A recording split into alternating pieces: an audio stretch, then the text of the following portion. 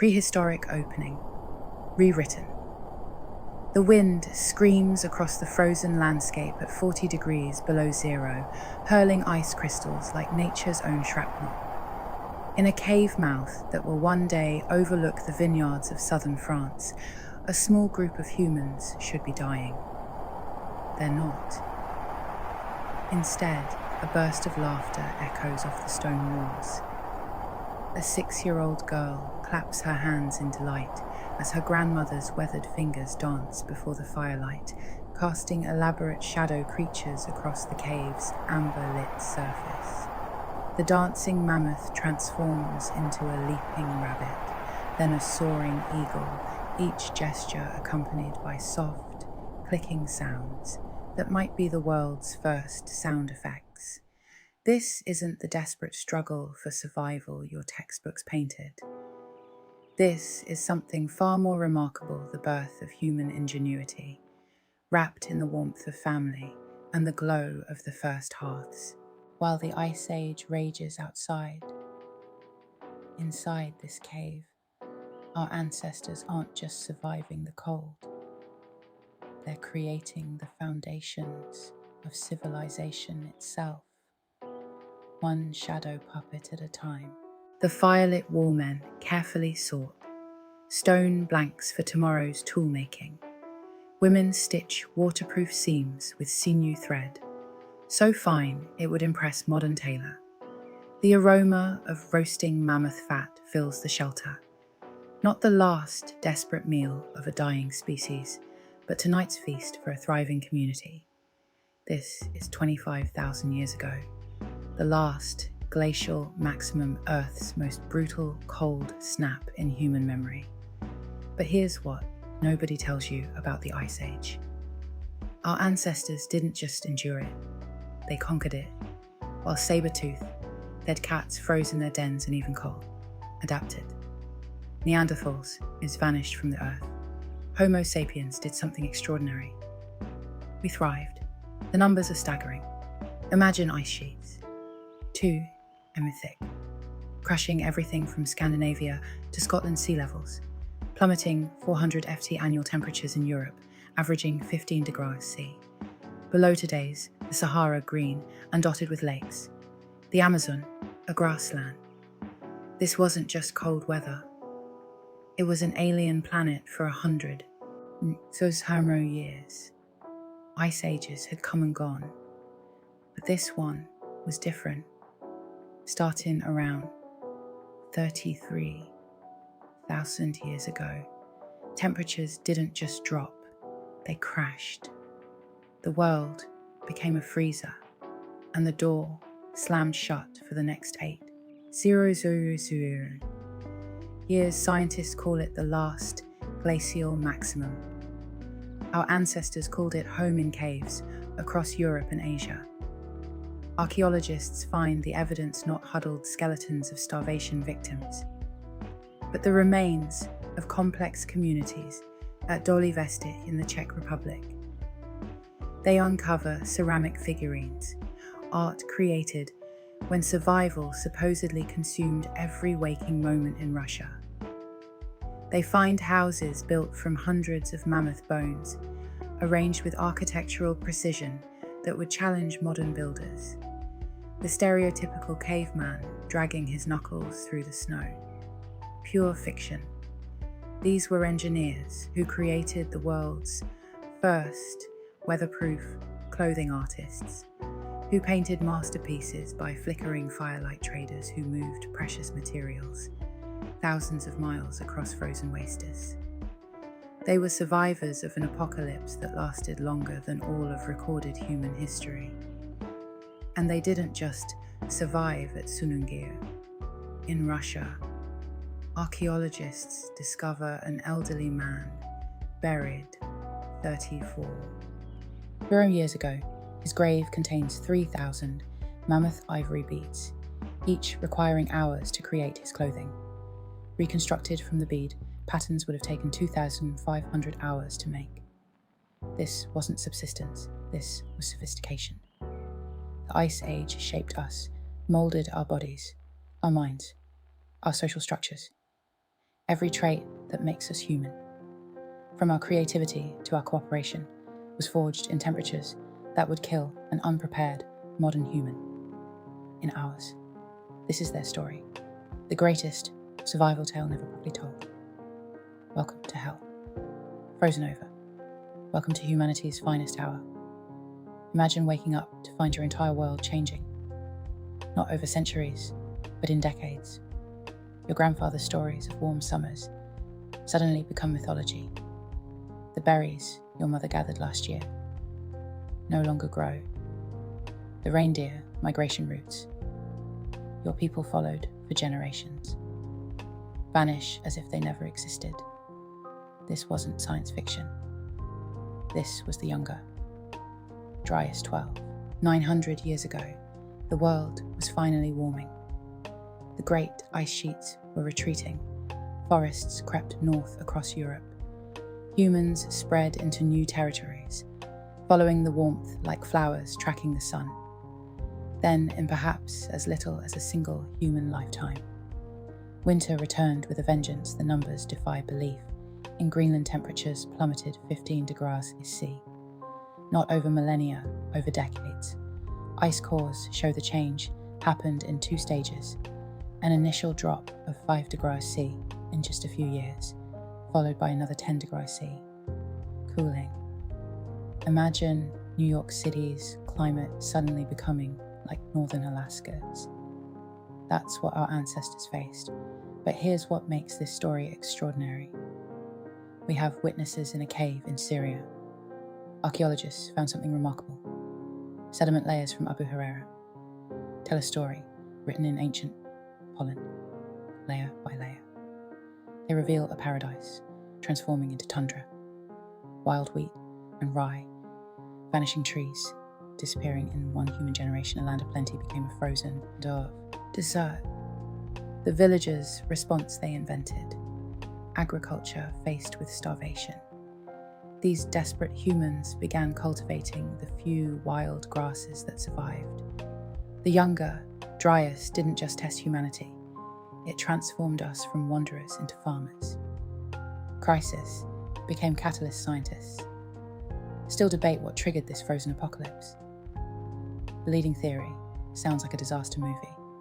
As North American ice sheets melted, a massive lake formed. Lake Agassiz, larger than all today's Great Lakes combined, when an ice dam burst fresh water equivalent to all the world's rivers. Times 100 poured into the Atlantic. This freshwater tsunami shut down ocean currents that bring warmth to Europe.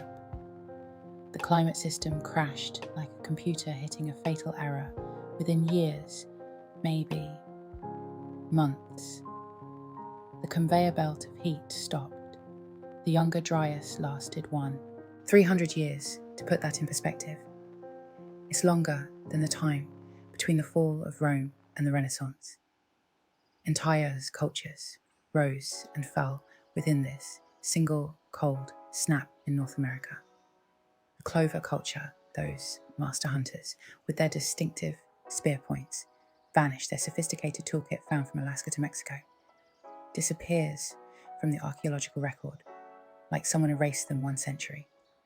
They're everywhere, the next gone. But in their place, new cultures emerged, diverse, adaptable, innovative. The Folsom people developed even finer projectile points. Coastal peoples turned to the sea. The crisis that killed the mammoths birthed a dozen new ways of being human. The younger Dryas teaches us something profound. Climate change isn't gradual. It's a switch, not a dial. And when it flips fast. Our ancestors survive. Temperature swings that make modern climate change look subtle. But they didn't just endure. They evolved.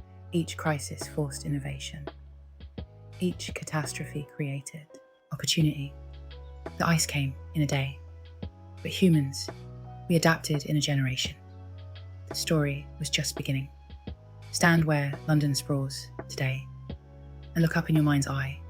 Stack 10 Empire State Buildings on top of each other. That's how high the ice towered during the last glacial maximum, 2 miles of grinding, groaning glacier pressing down with the weight of mountains. But he is the breathtaking part, while half of North America lay crushed under ice. Just miles away, vast grasslands teemed with life. The Ice Age didn't blanket Earth uniformly. In white, it created a patchwork planet of extremes, where New York City stands buried under a mile of ice. Siberia, mostly ice-free. A vast steppe stretching from Spain to Alaska. The English Channel. A grassy plain where humans hunted horses. The Grand Banks off Newfoundland. Prime real estate for mammoth herds. Sea levels plummeted 400 ft as Earth's water locked into ice. Imagine draining the ocean until continental shelves emerged like Atlantis rising. Indonesia connected to Asia. Britain joined Europe. Japan bridged to Korea. Tasmania merged with Australia. Entire continents appeared from beneath the waves. The jewel in this frozen crown was Bingia. Today, the Bering Strait separates Alaska from Siberia by 55 miles of icy water. But for 100,000 years, this was a grassland twice the size of Texas. Not a narrow bridge, but a vast country in its own right. Stretching 1.0 miles north to south, archaeological evidence from Lake E5 in Alaska reveals something stunning. Humans didn't just cross Bingia. They lived there for thousands of years. Recent studies show distinctive genetic markers in Native Americans that could only develop if their ancestors spent millennia isolated in Bingia. Before spreading south, they weren't trapped. They were home. The landscape would make modern humans gasp. The mammoth steppe, a unique ecosystem that no longer exists, stretched from Ireland to the Yukon, neither tundra nor grassland, but something in between. Nutritious grasses, herbs and Arctic willows fed the greatest concentration of large animals Earth has ever known. A single square mile could support mammoths, woolly rhinoceros, horses, bison, reindeer, muskoxen, and antelope lions, twice the size of African lions, bears that dwarfed modern grizzlies, wolves with bone-crushing jaws. This wasn't a barren wasteland. It was the Serengeti on steroids. The numbers boggle the mind. Paleontologist Dale Guthrie calculated that the mammoth steppe supported 10 times the animal biomass of modern African savannas, where the Serengeti might have 1 ton of animals per square kilometres. The mammoth steppe had 10. But perhaps the most extraordinary feature was the light, with sea levels down. Earth's reflectivity changed. Clear skies dominated summers, brought 24-hour daylight to vast regions. Winters were brutal, but dry Siberia received less snow than Chicago gets today. This created perfect conditions for grazing animals and where prey thrived. Humans followed at Yana River in Siberia, 32. And years ago, humans built a settlement at 71 Ignore, 500 meters above the Arctic Circle, not a temporary camp, but a permanent town with hundreds of artifacts. They didn't just survive the Arctic. They chose it. This transformed world created opportunities unimaginable today. You could walk from Paris to New York. Trade routes stretched from Scotland to Siberia without crossing water. Ideas, genes and innovations flowed across continents. The Ice Age. Earth wasn't our planet, wrapped in a white blanket. It was a different world entirely, and humans didn't huddle at its edges. We ruled it in a shelter near the Black Sea. 45 years ago, firelight flickers across a woman's concentrated face in her weathered hands. She holds humanity's future, a sliver of bird bone, no bigger than a matchstick. But this isn't just any bone. At one end, rubbed smooth with patient hours of work, sits a tiny hole. The eyed needle 3 in of polished bone that would determine who lived and who froze before this moment. Humans draped themselves in rough hides, effective in mild weather, deadly in the deep. Cold wind sliced through gaps. Snow crept into seams. Body heat escaped like steam from a broken kettle in temperatures of -40. You had maybe an hour before hypothermia won, but watch what happens next. The woman threads sinew so fine, it's almost invisible through the eye. With practiced movements, she pierces 2 pieces of reindeer hide, drawing them together in a seam so tight. It's waterproof. What emerges isn't just clothing, it's engineering. Dr. Ian Gilligan from the University of Sydney puts it bluntly without the needle humans simply could not have survived north of the 45th parallel during the Ice Age. That's everything north of Portland, Oregon, half the inhabited world. Today, the archaeological evidence is stunning. At Denisova Cave in Siberia, needles dating back 50,000 years emerge from the sediment. Like time capsules, each one represents thousands of hours of knowledge, which bones work best, how to shape the eye without breaking it, what angle creates the strongest point. But here's what makes your jaw drop: the diversity by 35. 0 years ago, humans were creating specialized needles. Thick ones from mammoth ivory for heavy-duty parkas, medium ones from swan bones for mid-layers, ultra-fine ones from rabbit bones for decorative work at the La Prairie. Mammoth site in Wyoming, archaeologists uncovered 32 needle fragments from at least 13 different animals: foxes, hares, birds, even the now extinct American cheetah. This wasn't crude survival. This was old couture. The clothing these needles produced defied belief at Sunir. In Russia, a man buried 28,000 years ago wore garments decorated with 3,000 mammoth ivory beads. Each bead took an hour to make the shirt alone. Represented a year's worth of work, archaeologists reconstructed his outfit from the bead positions: fur leggings, a tunic, a cape, boots, and a hat. Form-fitted, layered styled modern cold weather clothing follows identical principles. The Inuit parka, considered the pinnacle of Arctic clothing. Design uses the same layering system our ancestors invented 40,000 years ago: moisture wicking inner layer, insulating middle layer, windproof outer shell. The only difference: we use synthetic materials. They use bird skins, rabbit fur, and wolf pelts. The needle changed everything. Suddenly humans could tailor clothes to their bodies, eliminating heat, stealing gaps. They could create multiple thin layers instead of one bulky hide. They could repair garments, making them last years instead of weeks. Most importantly, they could make clothes for children, ensuring the next generation survived. Recent studies from Wyoming reveal another game-changer decoration. Those ancient needles weren't just punching functional seams. They were adding fur, trim, creating patterns, perhaps even embroidering clan symbols. In a world where everyone bundled in furs, your clothing became your identity. 1 tool, 3, in long made from garbage, bones left after dinner.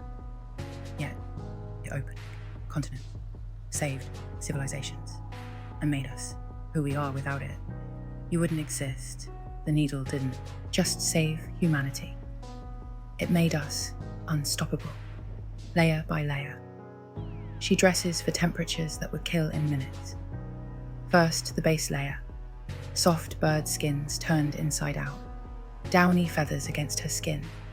The Arctic tern pelts feel weightless, but they wick moisture away from her body better than any modern synthetic. Next, the insulation, a tunic made from Arctic hair fur, meticulously sewn with the grain running downward to shed moisture. The sleeves, attached with sinew thread, so fine it took a specialized needle made from a swan's wing bone. Every seam is double-stitched, then sealed with pine pitch, mixed with charcoal, waterproof, windproof, life-proof. The breakthrough isn't just wearing fur. Bears wear fur and still hibernate. It's the system at Arin Candid in Italy.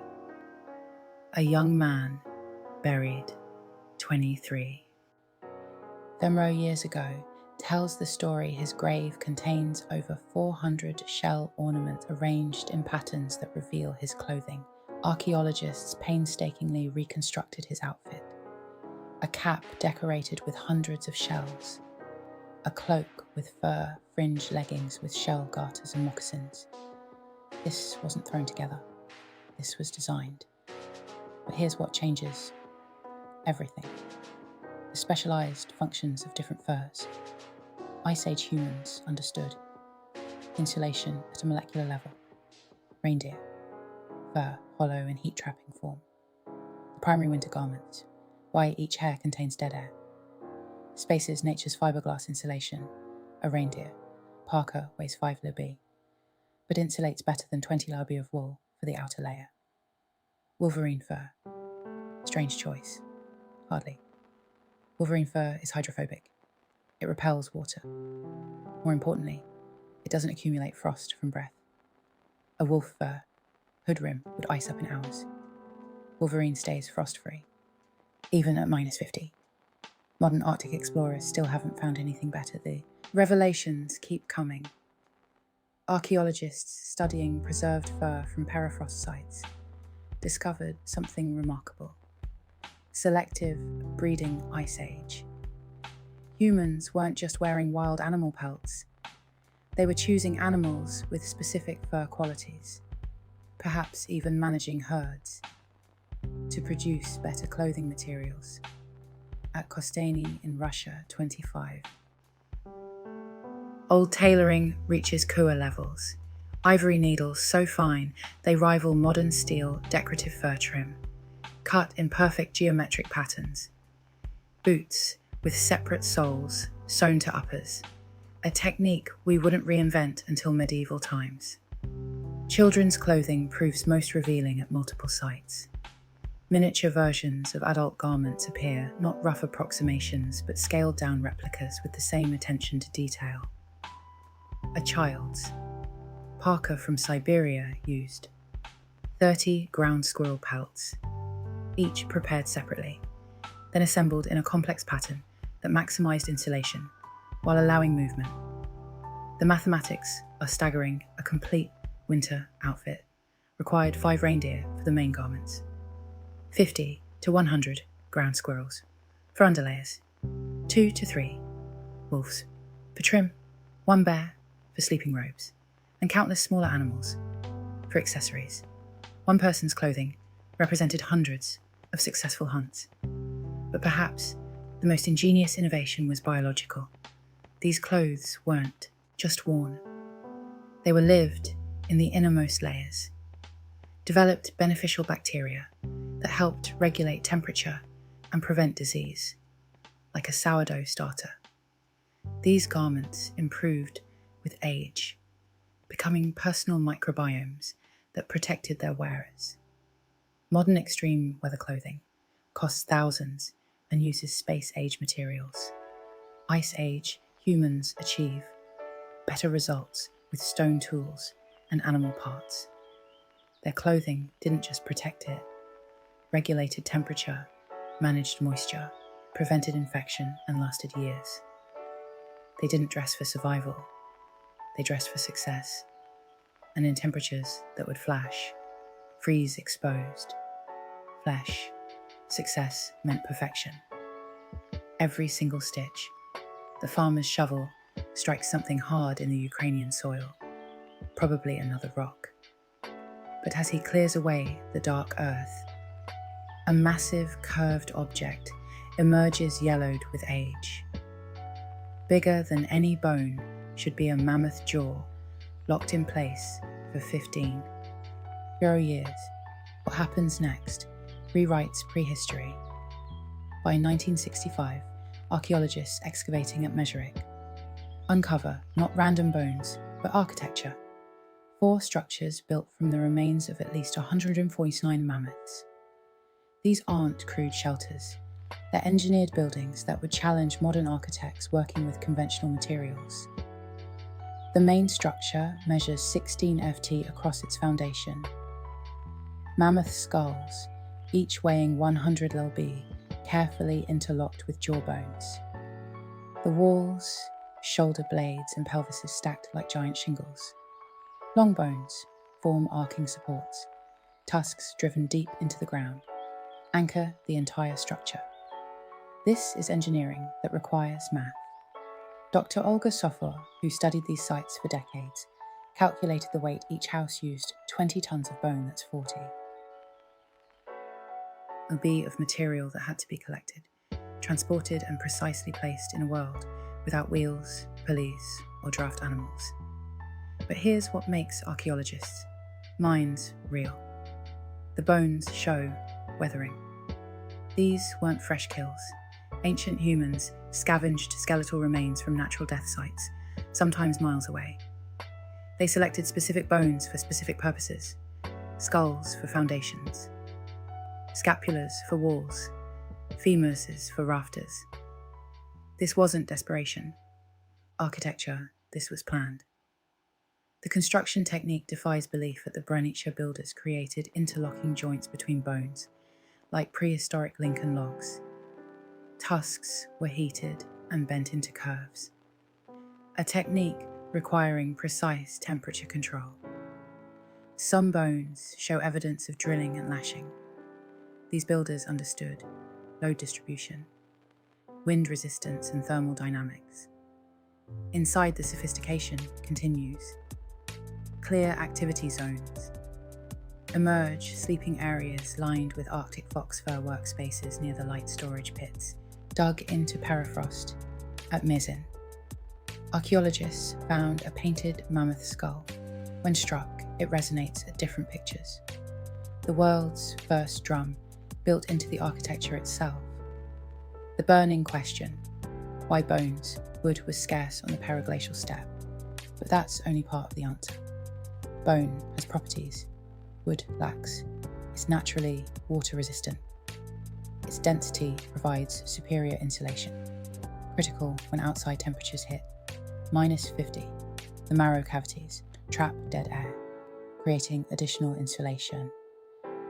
A mammoth bone house maintained internal temperatures 40 degrees warmer than outside recent discoveries. Push the mystery deeper at Costani, a massive circular structure from 25 years ago, used bones from at least 60 mammoths. But this wasn't a house. No sleeping areas, no clear hearths. Instead, evidence of large-scale burning and possible ritual use. A monument, a community centre, a prehistoric cathedral. The logistics stagger imagination. Moving a single mammoth skull required multiple people. Constructing one house meant coordinating dozens of workers. This wasn't a family project, it was community architecture. The bones had to be sorted, prepared, and assembled in sequence one. Mistake and tons of material could come crashing down. These structures lasted centuries. At some sites, evidence shows repeated rebuilding on the same spots, suggesting inherited property or sacred spaces. Imagine architectural traditions passed down for generations, each family adding their own modifications while maintaining the core design. The symbolism can't be ignored. You're living inside the beast that symbolized the Ice Age, sleeping within its ribs, entering through its jaws. This wasn't just shelter. It was a statement: we conquered the mammoth so completely, we dwell within its bones. Modern architects study these structures for insights into sustainable design. No metal, no concrete, no industrial tools. Yet they created buildings that survived 15,000 years in a frozen wasteland. With stone tools and bare hands, our ancestors built monuments from death itself, and they called them home. In the depths of the Cro-Magnon site in Ukraine, archaeologist William Murphy brushes away 23 years of sediment. What emerges challenges everything. We thought we knew about Ice Age survival. 3 distinct hearths, each telling a different story, each burning at 600 degrees C, as hot as a modern campfire. But here's the mystery that keeps scientists awake during the last glacial maximum. Earth's deepest freeze evidence of fire almost vanishes. How do you survive? 50 without fire. The answer reveals human ingenuity that borders on impossible. At Cro-Magnon, microscopic analysis shows these weren't random fires. Each hearth served a specific purpose. The large one, communal heating and cooking; the medium, tool production, maintaining exact temperatures; for heat treating flint; the small, specialised craft work, requiring precise heat control. These people understood fire, like modern chemists understand reactions. But the real innovations lay in fuel. Wood was precious. On the steppe, a few dwarf willows, some Arctic birch. Burning, it all meant death.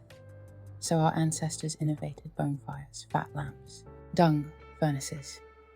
Each fuel source required different techniques, different structures, different knowledge. Archaeologist Alexander Pryor discovered something stunning. At Costini, burned bone. Fragments revealed temperatures exceeding 650 degrees C. You can't achieve that by tossing bones on a fire. It requires forced air, prehistoric bellows. It requires specific bone preparation. It requires understanding that bone marrow rendered at exact temperatures burns hotter than wood. The fat lamp revolution changed everything. A hollowed stone seal, blubber, a moss wick. Simple ingredients. World-changing results. These lamps burned for days without refueling. No smoke. Steady heat. Portable light in the permanent darkness of Arctic winter. These weren't luxuries. They were lifelines at Doni Vestici. Dex. To go, someone discovered ceramic technology not for pots for heating. They created ceramic heating elements that stored and radiated warmth. Hours after the fire died, archaeologists found hundreds of ceramic fragments all fired at temperatures revealing precise thermal control. But why does fire evidence disappear during the coldest period? Dr. Vera Alas from the University of Algarve proposes something radical. They didn't need as much fire because they engineered around it. Super-insulated mammoth bone houses, clothing so efficient it made heating less critical underground storage that used permafrost as refrigeration. Body heat alone in properly designed shelters. With 30 people, could maintain survivable temperatures. The evidence supports this at sites from the last glacial maximum. We find different adaptations, smaller, more efficient hearths, centralised community fires rather than individual ones, heat banking systems using stones like a prehistoric district heating system, one fire serving multiple families. The most ingenious discovery comes from Siberia. Fire-cracked rock in specific patterns reveals a technique lost to time. Hot stone, cooking stones heated in fires, then dropped into hideline pits filled with water. The water boils. Food. Cooks no smoke to attract predators or enemies. No wasted fuel. Maximum caloric extraction from minimum resources. Children learned. Fire before they could properly walk at multiple sites. Miniature fire. Making kits appear in children's burial goods. Tiny striker lights. Practice tinder. The skills that meant survival, taught from infancy. But perhaps the most profound innovation was psychological fire. It wasn't just warmth, it was community. The hearth became humanity's first social network. Stories told, knowledge shared, bonds forged in a world where darkness lasted months. Fire created an artificial day where culture could flourish. Modern survival experts marvel at these techniques. Navy SEALs trained to make fire in extreme conditions. Arctic researchers carry multiple backup systems. Our ancestors did it with rocks, fungus, and animal fat, every single day for thousands of years. Without matches, without failure, because failure meant more than discomfort. Failure meant extinction. The fires of the Ice Age never truly died. They just learned to hide, burning in the most unlikely places, tended by the most unlikely species. Tropical apes who refused to freeze, and in those flames, civilization was forged. Forget everything Hollywood taught you about mammoth hunting the scene. A massive bull, mammoth 9 tons of muscle and fury, charges across the frozen steppe in movies. Fur-clad hunters hurl spears at the beast, whooping as they chase it toward a cliff. Pure fantasy. Try throwing a spear hard enough to penetrate 4 in of tough hide, a layer of fat, and then reach vital organs. Physics laughs at your puny human arms. The reality, it was genius. UC Berkeley archaeologist and Scott Byram just shattered decades of assumptions. Those famous clover points the Ferrari of Stone Age. Weapons weren't mounted on throwing spears. They were pikes planted in the ground, angled precisely, weighting the kind of energy you can generate. With the human arm is nothing like the kind of energy generated by a charging animal, explains Dr. Yun Sunseri. It's an order of magnitude, different picture. You've studied mammoth behavior for generations. You know, their roots, their blind spots, their charge patterns. You place your pikes in a bottleneck, maybe a narrow valley, maybe between 2 rock outcrops. The business end faces the oncoming beast at exactly the right angle. Then you become bait. The mammoth charges. 9 tons of momentum meets an immovable spike. The animal's own weight drives the point deep, deeper than any human could achieve. It's Aikido with extinction-level consequences. The engineering was exquisite. Clovis points weren't just sharp rocks. They were hafted with split wooden shafts, bound with sinew, reinforced with pine pitch. The bases were ground smooth to prevent splitting on impact. Some show impact fractures consistent with massive force, the kind only a charging megapawner could generate. But Clovis was just the beginning. At Schöningen in Germany, archaeologists uncovered 400,000-year-old wooden spears that rewrote the textbook. These weren't crude pointed sticks.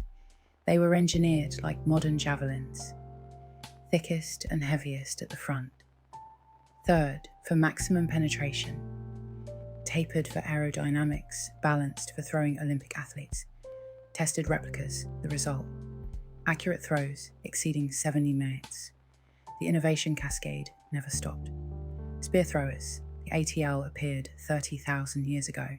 This simple lever multiply, throwing force by 400%.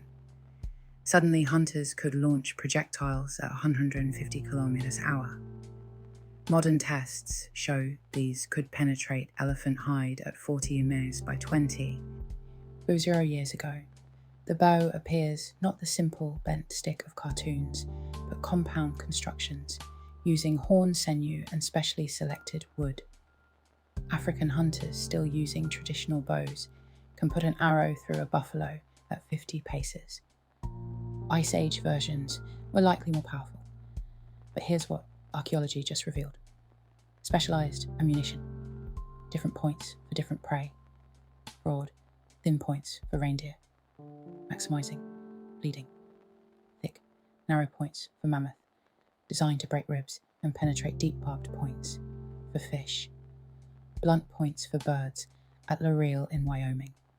Microscopic analysis shows points were even specialized by season-sharper edges for winter, when hides were thickest. The most ingenious weapon the persistence hunt.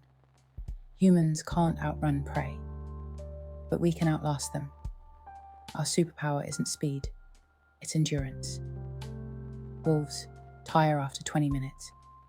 Humans can run for hours in Africa.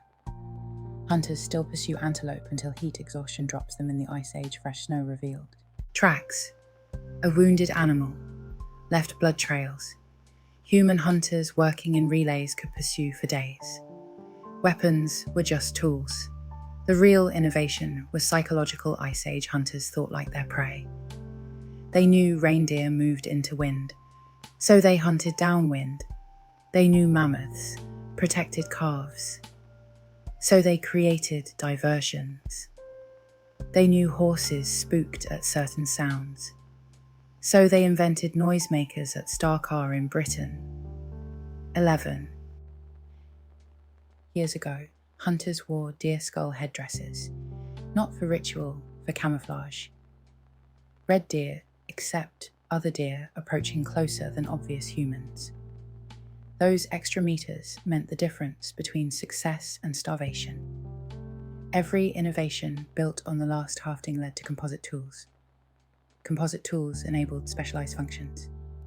Specialization drove efficiency. Efficiency meant surplus. Surplus enabled culture. We didn't conquer the Ice Age with brute force. We did it with physics, psychology, and patience. The mammoth never stood a chance. Watch the master at work. She sits cross-legged, a leather pad across her lap, examining a chunk of flint like a diamond cutter, studying a precious stone. This isn't random rock bashing. This is engineering at the molecular level. She sees what others can't. The path of force through crystalline structures. The hidden flaws that determine where stone will break the perfect angle. That transforms mineral into masterpiece. With her antler hammer, she strikes. Once the flint splits exactly where intended, revealing a surface that gleams like black glass. But she's just beginning. Welcome to the Swiss Army. Knife of the Stone Age. By 40. Urim years ago. Tool making had evolved from crude chopping to precision manufacturing. The archaeological record reveals over 60 distinct tool types from the Upper Paleolithic. Not variations.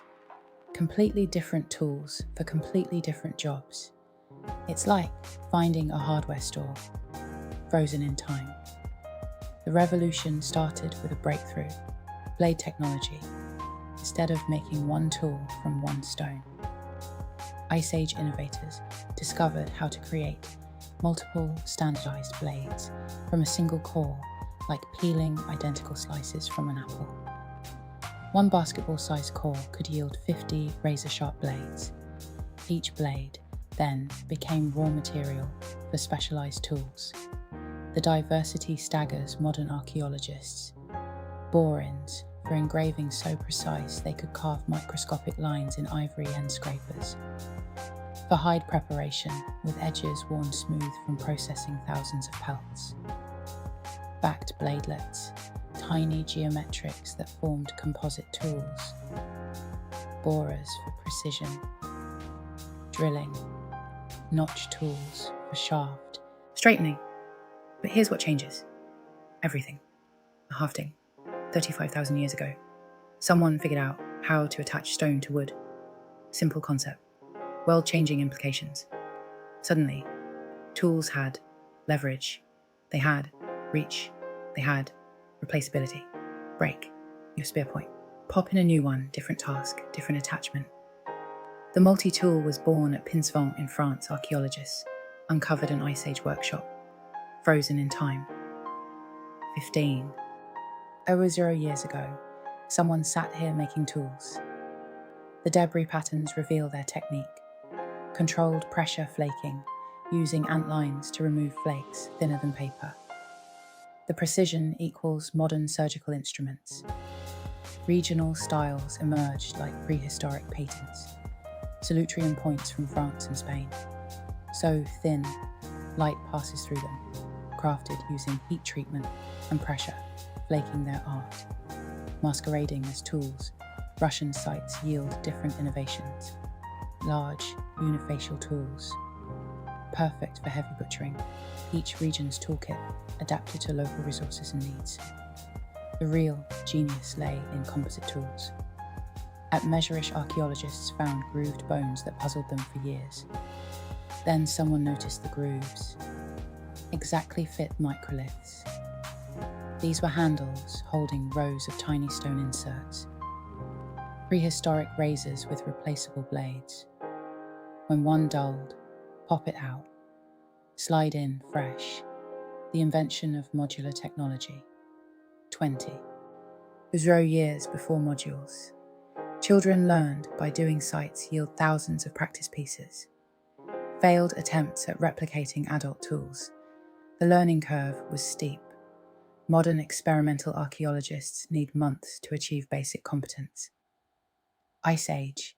Children started at 5. Mastered techniques by 15. Their lives depended on it. Heat treatment revolutionized possibilities. By 72. It was 0 years ago in South Africa. Humans discovered that heating silkweed to precise temperatures transformed its molecular structure.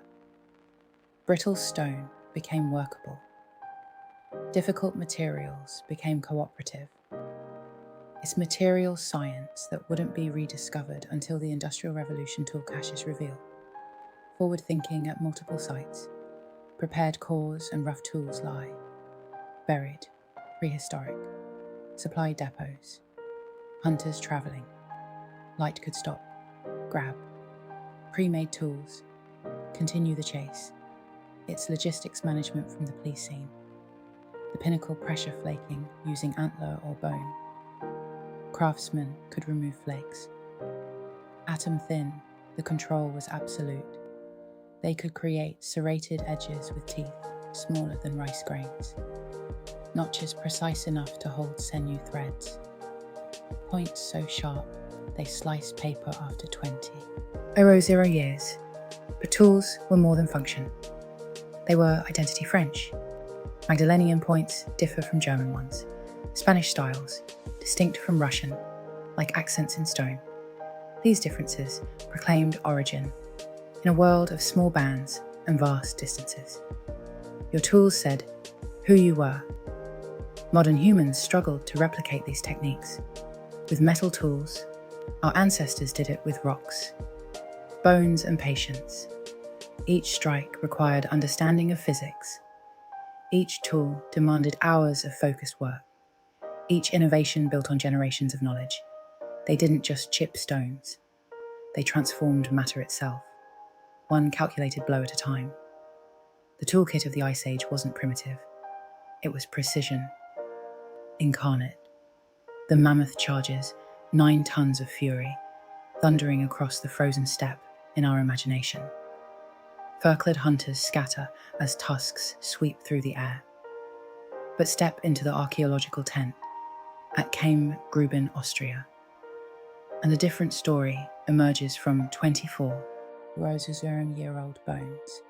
Here's what shocks researchers of thousands of bones meticulously catalogued. Over 90% belong to one animal. Not the mighty mammoth, not the fierce cave bear reindeer. Look at these antlers, says Dr. Kirsten Pastor, running her fingers along a still-attached skull. Winter kills everyone. This wasn't random hunting. These Ice Age humans specifically targeted reindeer in their prime winter coats when the fur was thickest, warmest and most water-resistant. While we've been obsessed with mammoth hunters, the real survival story was following the reindeer. Think about it. A mammoth provides massive amounts of meat. Yes, but catching one, that's lottery. Odds, reindeer, however, moved in predictable patterns. They migrated with the seasons. They gathered in groups. Most importantly, they provided everything meat fur, sinew, antler, and bone. The isotope analysis tells us these hunters weren't opportunists. They were specialists. Toothwear, patterns on human remains. Match a diet consistently high. In reindeer, meat cut marks on bones show practiced, efficient butchery. These people knew reindeer anatomy like surgeons. But here's the revelation. The age profiles show They primarily hunted calves and yearlings, not because they were easier targets, but because young reindeer fur is the finest insulation nature ever created. 1 square inch contains more hollow hairs than any other deer species, perfect for trapping warm air at the same site. Archaeologists found 62 eyed needles. 62. That's not clothing. Repair. That's a textile factory. These weren't just making simple garments. The needle sizes vary, from thick bone piercers to delicate implements. Finer than modern steel needles they were making. Fitted garments, and it explains textile archaeologist Dr. Ian Gilligan Parker's, with integrated hoods, mittens attached with sinew cords, boots with multiple layers. The genius lay in timing. Reindeer grow their winter coat in September. By November, it's fully prime hung. Too early. The fur is thin too late. And spring shedding begins. Ice Age humans had perhaps a 6W week window to secure an entire year's clothing materials, unlike the random distribution of mammoth sites. Reindeer hunting camps cluster along migration routes. Generation after generation return to the same spots at Pinsevent. In France, archaeologists can trace 12,000 years of continuous reindeer hunting at one river crossing. This challenges our entire image of Ice Age survival. While mammoth hunting was spectacular, and yes, it happened, reindeer were the everyday reality. They were reliability in a world of uncertainty. They were survival dressed in fur. Your ancestors didn't dream of mammoth steaks. They dreamed of reindeer migrations, and those dreams kept them alive. In the archaeological storage room at the University of Tübingen, Dr. Amanda Henry holds up a microscopic slide. What she's seeing rewrites Ice Age history. It's not a stone tool or ancient bone. It's 30 I0001 old dental plaque, and it's full of plants. Starch grains, she says, adjusting the microscope. Lots of them. This Neanderthal was eating his vegetables for decades. We've imagined Ice Age humans as pure carnivores, surviving on mammoth steaks and reindeer hunches. The truth, they were eating salads. Well, Ice Age salads, cattail roots, hawthorn berries, wild carrots, and dozens of other plants we're just beginning to identify.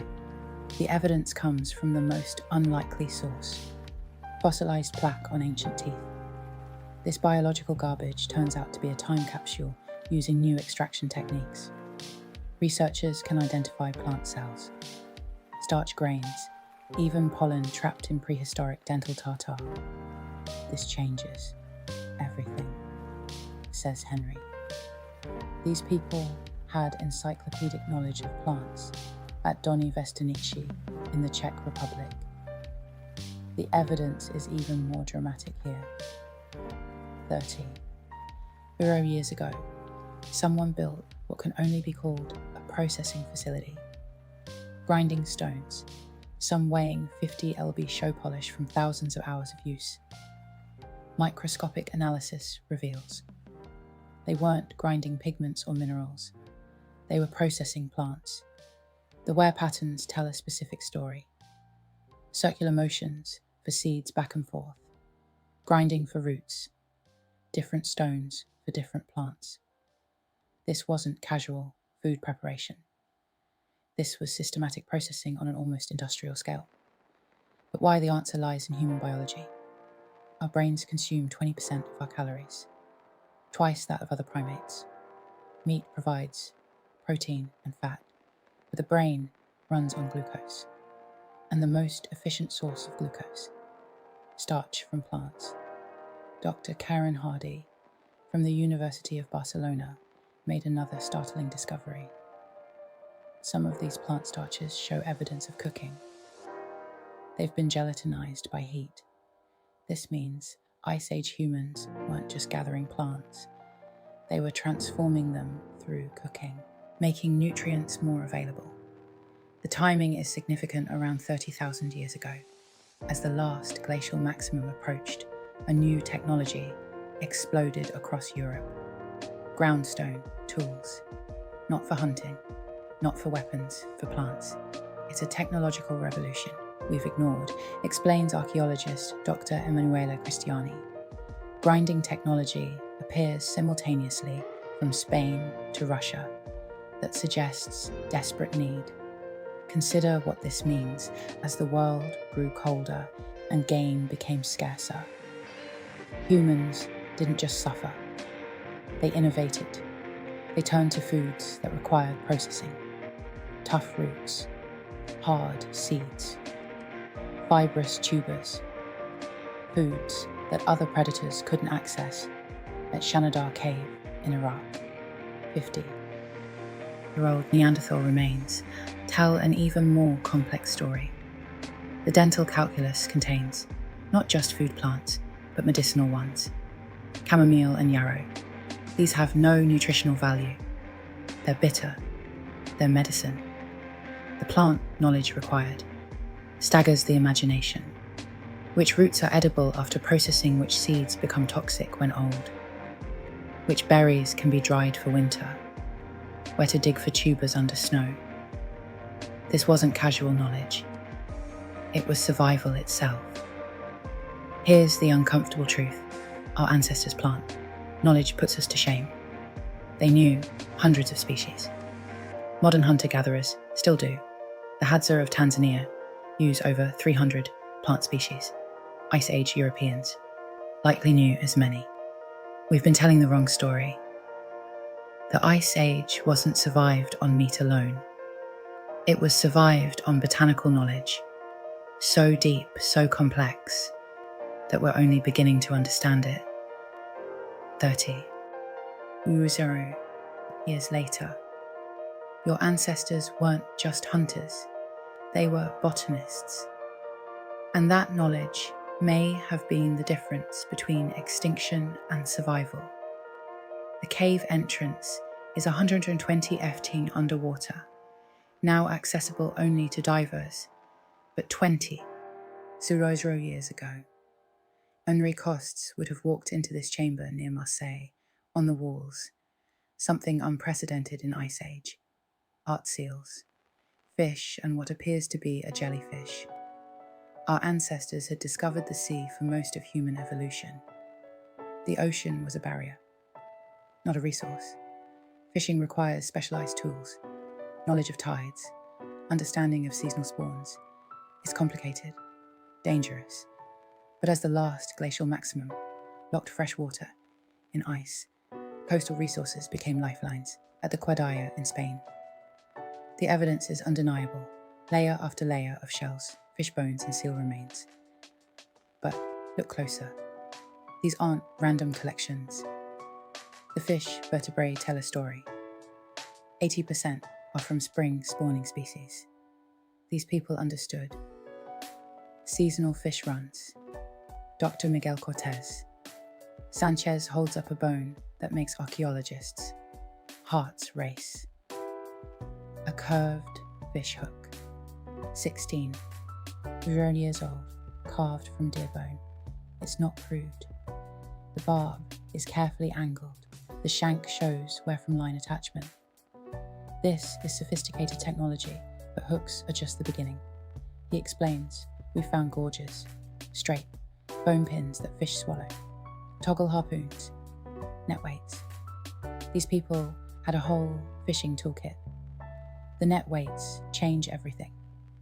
A single fisherman with a hook catches one fish. A group with nets can harvest. Hundreds at sites along the Mediterranean.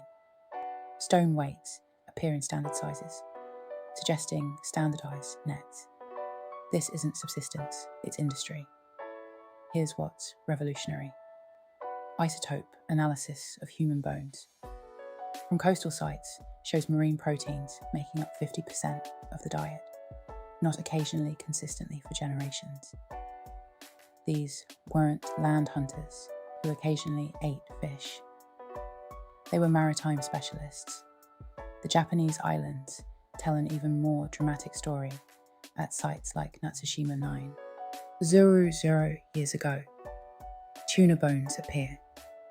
Tuna don't come close to shore. Catching them requires boats.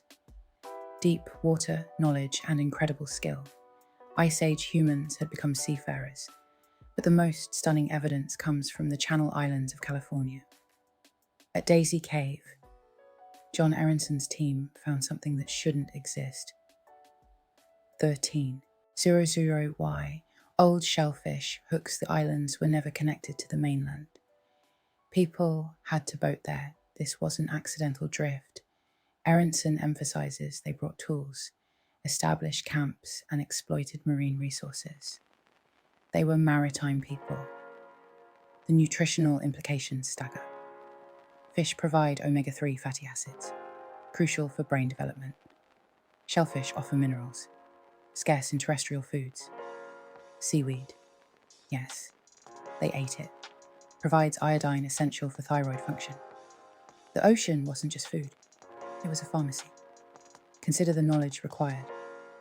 Tides that expose shellfish beds, spawning seasons for different species, which fish school, where how to read currents, where seals haul out.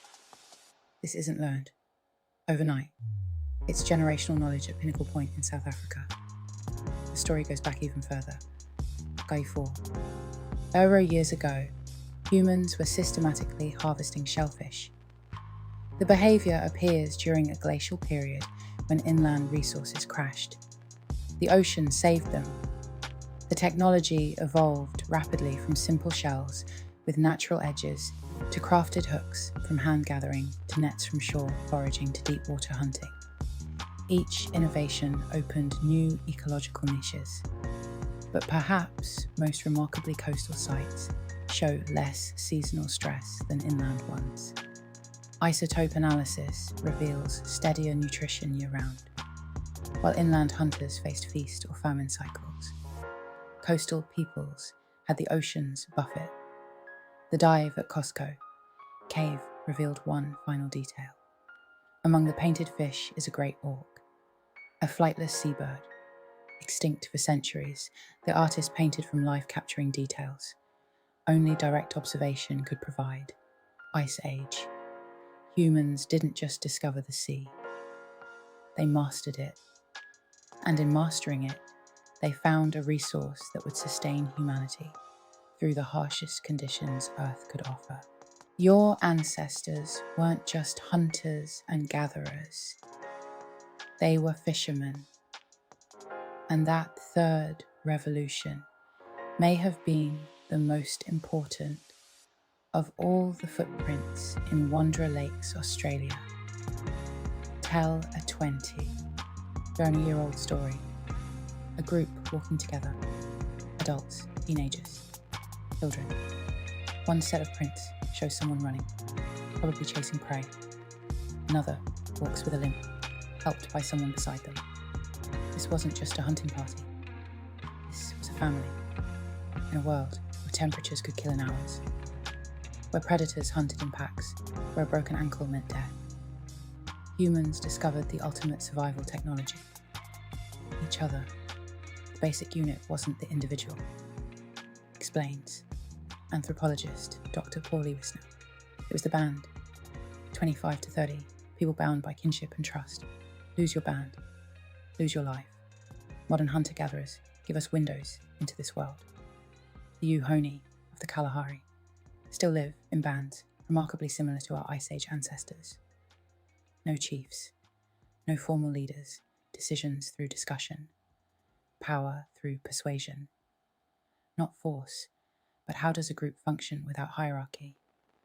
The answer challenges everything. Modern humans assume about organisation Ice Age bands operated on principles so effective. They sustained humanity for 95% of our existence. First principle. Radical sharing at the Pinson site in France. Archaeologists mapped exactly where reindeer carcasses were butchered. 12.00 years ago, the distribution pattern is telling. Meat spread evenly across all hearths. No family hoarded, everyone ate or no one did. This wasn't communist ideology. It was survival mathematics. A single hunter's success was random share today, eat tomorrow when your hunt fails. Math is brutal in the Arctic. A lone hunter has a 1 in 20 chance of daily success. A band sharing has 19 in 20. Second principle, flexible leadership among the Netsilik Inuit. Studied before modernization. Leadership shifted with context. Best tracker leads. The Hun, best. Seamstress organizes. Clothing production. Elder with geographic memory. Guides. Migration authority was situational, not permanent. This is sophisticated. Political organization, notes Dr. Christopher Bow. It requires suppressing ego for group benefit. Very few modern humans can do this. The archaeological evidence supports this. Burial sites from the Gravettian period show remarkably equal treatment. No king's tombs, no wealth, disparities, a child buried. At Sunungir, 28,000 years ago, wears 5 ivory beads, but so do the adults. Status came from age and skill, not inheritance. Third principle, conflict, resolution without violence. Modern forager bands show us how mockery for selfishness. Storytelling that subtly criticizes group pressure through silence if these fail the ultimate sanction. The band splits. Richard Lee documented this social velocity among the Juhuansi bands. Regularly fish over conflicts, then rejoin when tempers cool. The archaeological record shows similar patterns. Sites occupied, abandoned, reoccupied, in cycle, suggesting social rather than resource dynamics. But here's what's remarkable. Band, society, included, everyone at Shanidar Cave. A Neanderthal survived multiple injuries that left him partially blind, missing one arm and limping. He lived for years after these injuries. Someone fed him. Someone protected him. The band carried him at Kapse Cave in Israel. A child with severe developmental disabilities was buried with elaborate care 100,000 years ago. Red ochre shells, deer antlers, the same treatment as anyone else. These weren't societies that abandoned the weak. They incorporated them. The emotional technology was as crucial as the physical laughter around fires. Songs that bound groups. Stories that encoded survival information. Teasing that prevented dominance. Grief rituals that processed loss without these bands. Fragmented, we think of emotional intelligence as modern, says Dr. Sarah Haruri. But Ice Age, survival required reading, micro-expressions, managing jealousy, building trust. They were emotional athletes. The magic number appears consistently. 25 to 30 people. Large enough for genetic diversity. Small enough for everyone to know. Everyone split into family groups, but functioning as one unit. This wasn't coincidence, it was optimization refined. Over millennia, modern humans struggle to maintain more than 150 meaningful relationships. Dunbar's number. But we can deeply trust only 15 to 30. That's not a bug in our psychology. It's an Ice Age feature. We're still wired for band society when climate crashed and megafauna died, when glaciers advanced and resources vanished. Bands survived, not through individual heroics, but through collective competence. They proved something profound. Humans aren't just social animals. We're hyper-cooperators, and that cooperation, refined in Ice Age crucibles, made us unstoppable. Your ancestors didn't conquer the Ice Age through strength or intelligence alone. They survived through something far more powerful. Each other. Adoni Vistanish, the 26. Yavru-year-old burial stops. Archaeologists called an elderly woman, probably 50 years old, ancient by Ice Age standards, her teeth worn to nubs, her joints arthritic. By all logic, she should have died years ago. Yet here she lies, covered in red ochre, buried with the same care as the youngest hunter. Someone valued this grandmother. Someone kept her alive in our brutal image of Ice Age survival.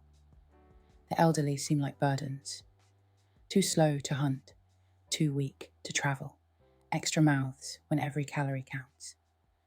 But the archaeological record tells a radically different story. Old people didn't just survive, they were essential. The human lifespan is an evolutionary puzzle, explains Dr. Tristan Hawkes, who developed the grandmother hypothesis. Chimpanzees rarely live past menopause. Most mammals die when reproduction ends, but human females live decades beyond fertility. Why the answer revolutionizes our understanding of Ice Age. Survival, grandmothers weren't burdens. They were libraries in a world without. Writing, they were. Google. Their knowledge meant life or death. Consider plant gathering, responsible for 70% of calories in most hunter-gatherer societies. At Ohalo. 2 in Israel. Archaeologists found 23 Trozu-year-old grinding stones with residue from over 140 plant species. Each plant had its season, its location, its preparation method. Eat the wrong part, you die. Process it incorrectly, you starve. This isn't casual knowledge, emphasizes ethnobotanist Dr. Nancy Turner. Indigenous grandmothers today know thousands of plant details. Ice Age, grandmothers knew more. The Hadza of Tanzania offer a glimpse. Elderly women know which tubers grow where even when invisible. Underground, they remember fruiting cycles across decades. They can identify edible plants from poisonous lookalikes by subtle differences in leaf serrations. This knowledge takes 50 years to accumulate. But plants were just the beginning. At sites across Ice Age Europe, we find evidence of complex seasonal rounds movements between resource patches, timed with precision. He remembered that the salmon ran early in hot summers, that certain valleys held snow, late preserving game. Grandmothers, the biological evidence is compelling human children have the longest dependency period of any mammal.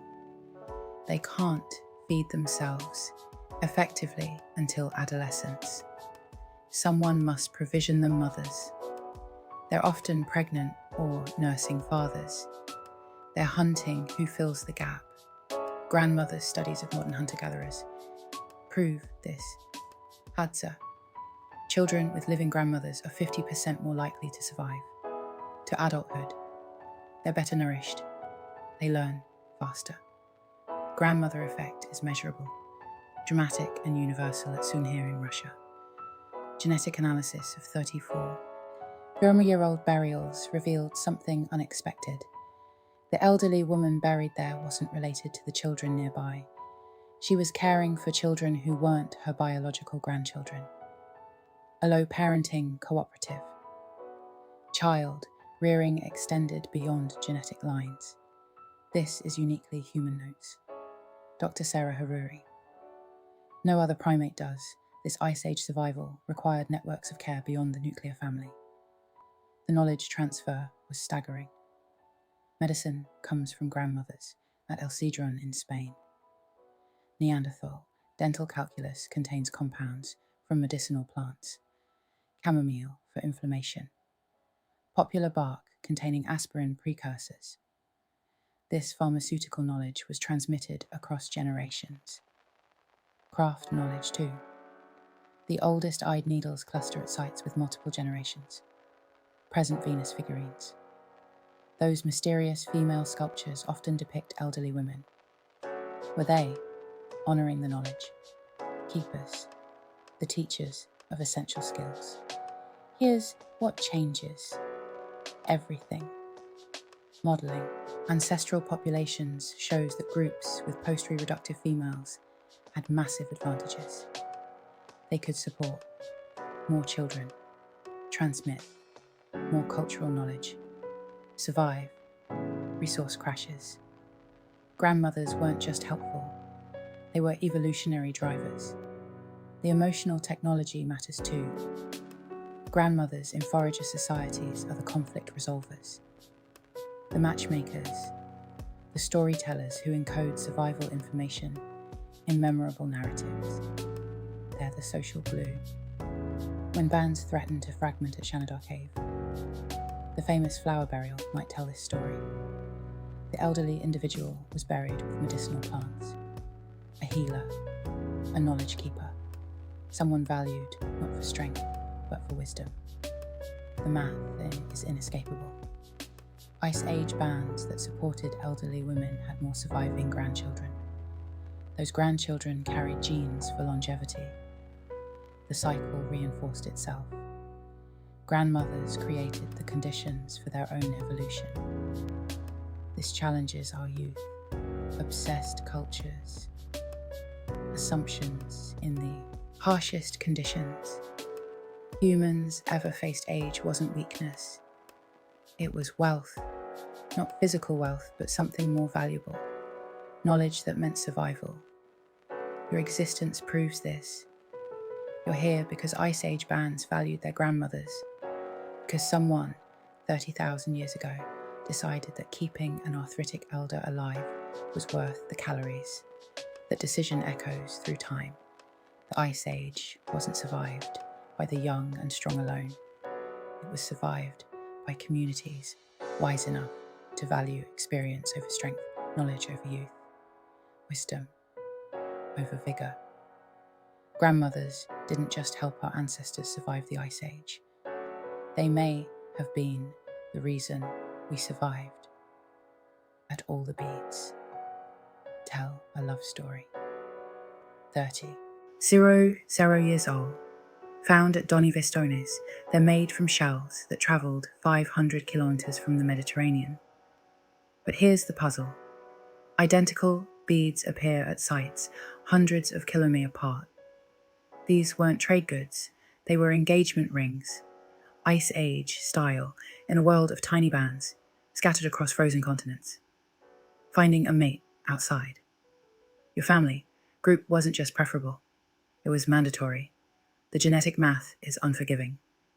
Bands of 25 to 30 people contain maybe 5 to 7 potential partners in your age range. Half are your siblings or cousins. Inbreeding meant extinction. The solution was breathtaking in scope. Explains geneticist Dr. Connie Mulligan. Ice Age humans created mate exchange networks, spanning thousands of square kilometers.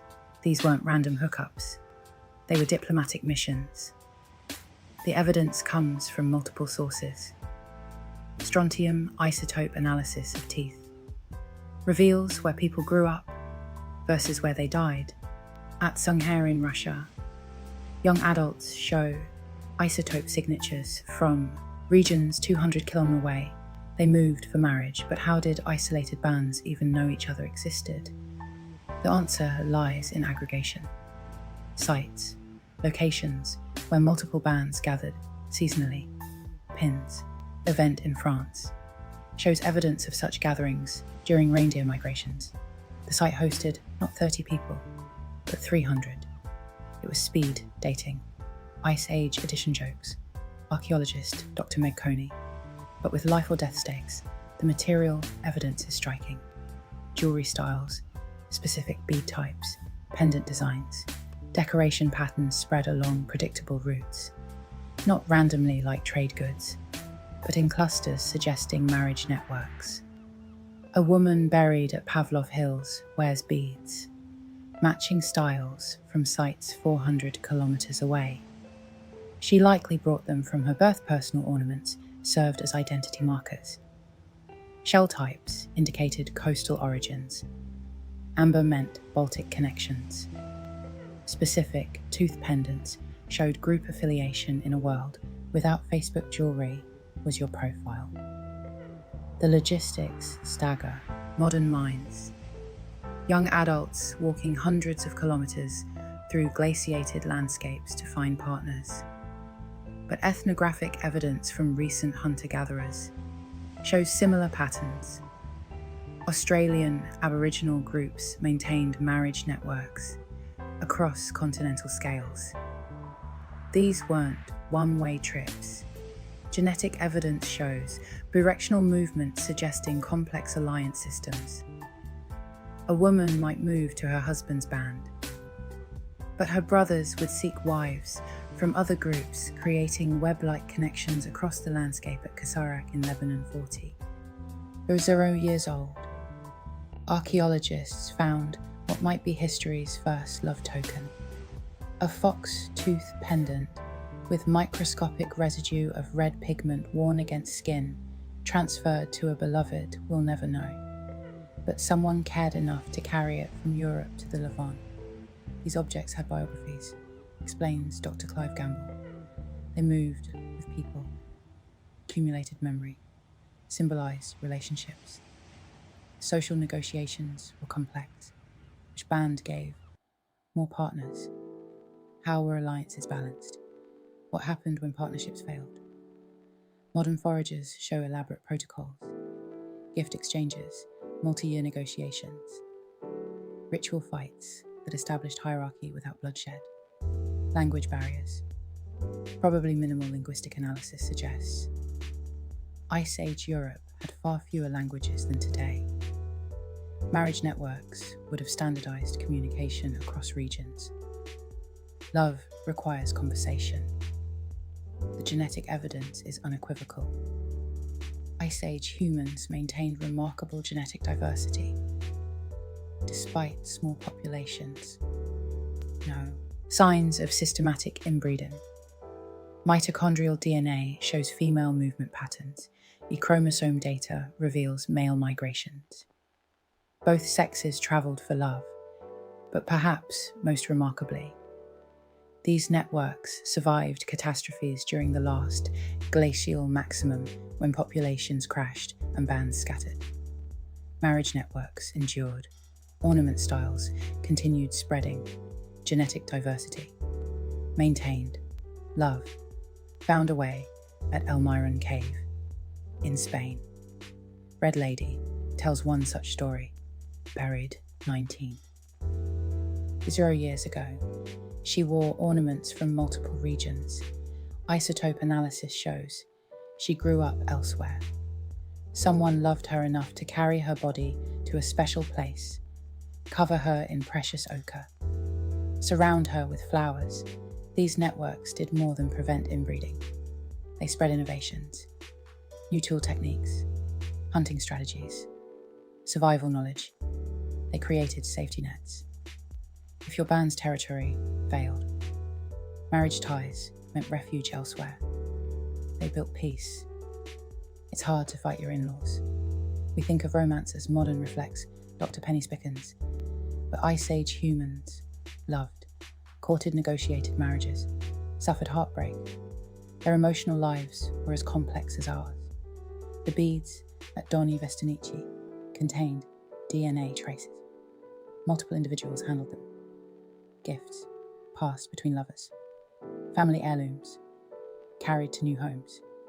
Each bead a story we'll never fully know. But we know this in the coldest period of human existence.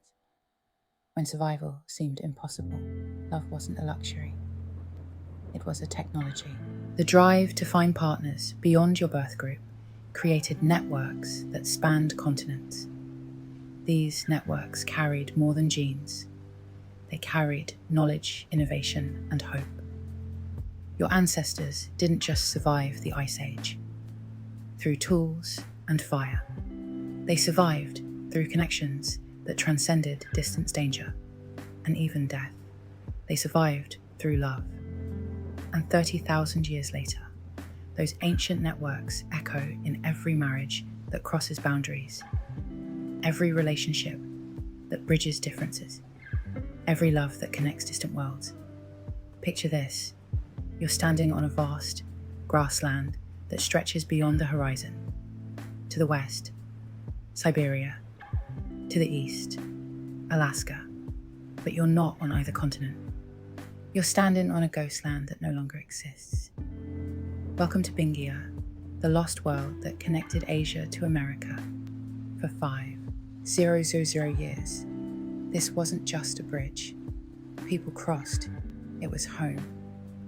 The numbers are staggering when sea levels drop, 400 ft during the last glacial maximum. Bingia emerged as a landmass twice the size of Texas. That's not a narrow ice corridor. It's an entire subcontinent, complete with its own ecosystems, its own weather patterns, and its own human cultures. Dr. John Hofuka calls it the center of the world for Ice Age humans, and he's not exaggerating. Here's what blows. Archaeologists' minds. People didn't rush across Bingia to reach America. They stopped, they stayed. They thrived for thousands of years.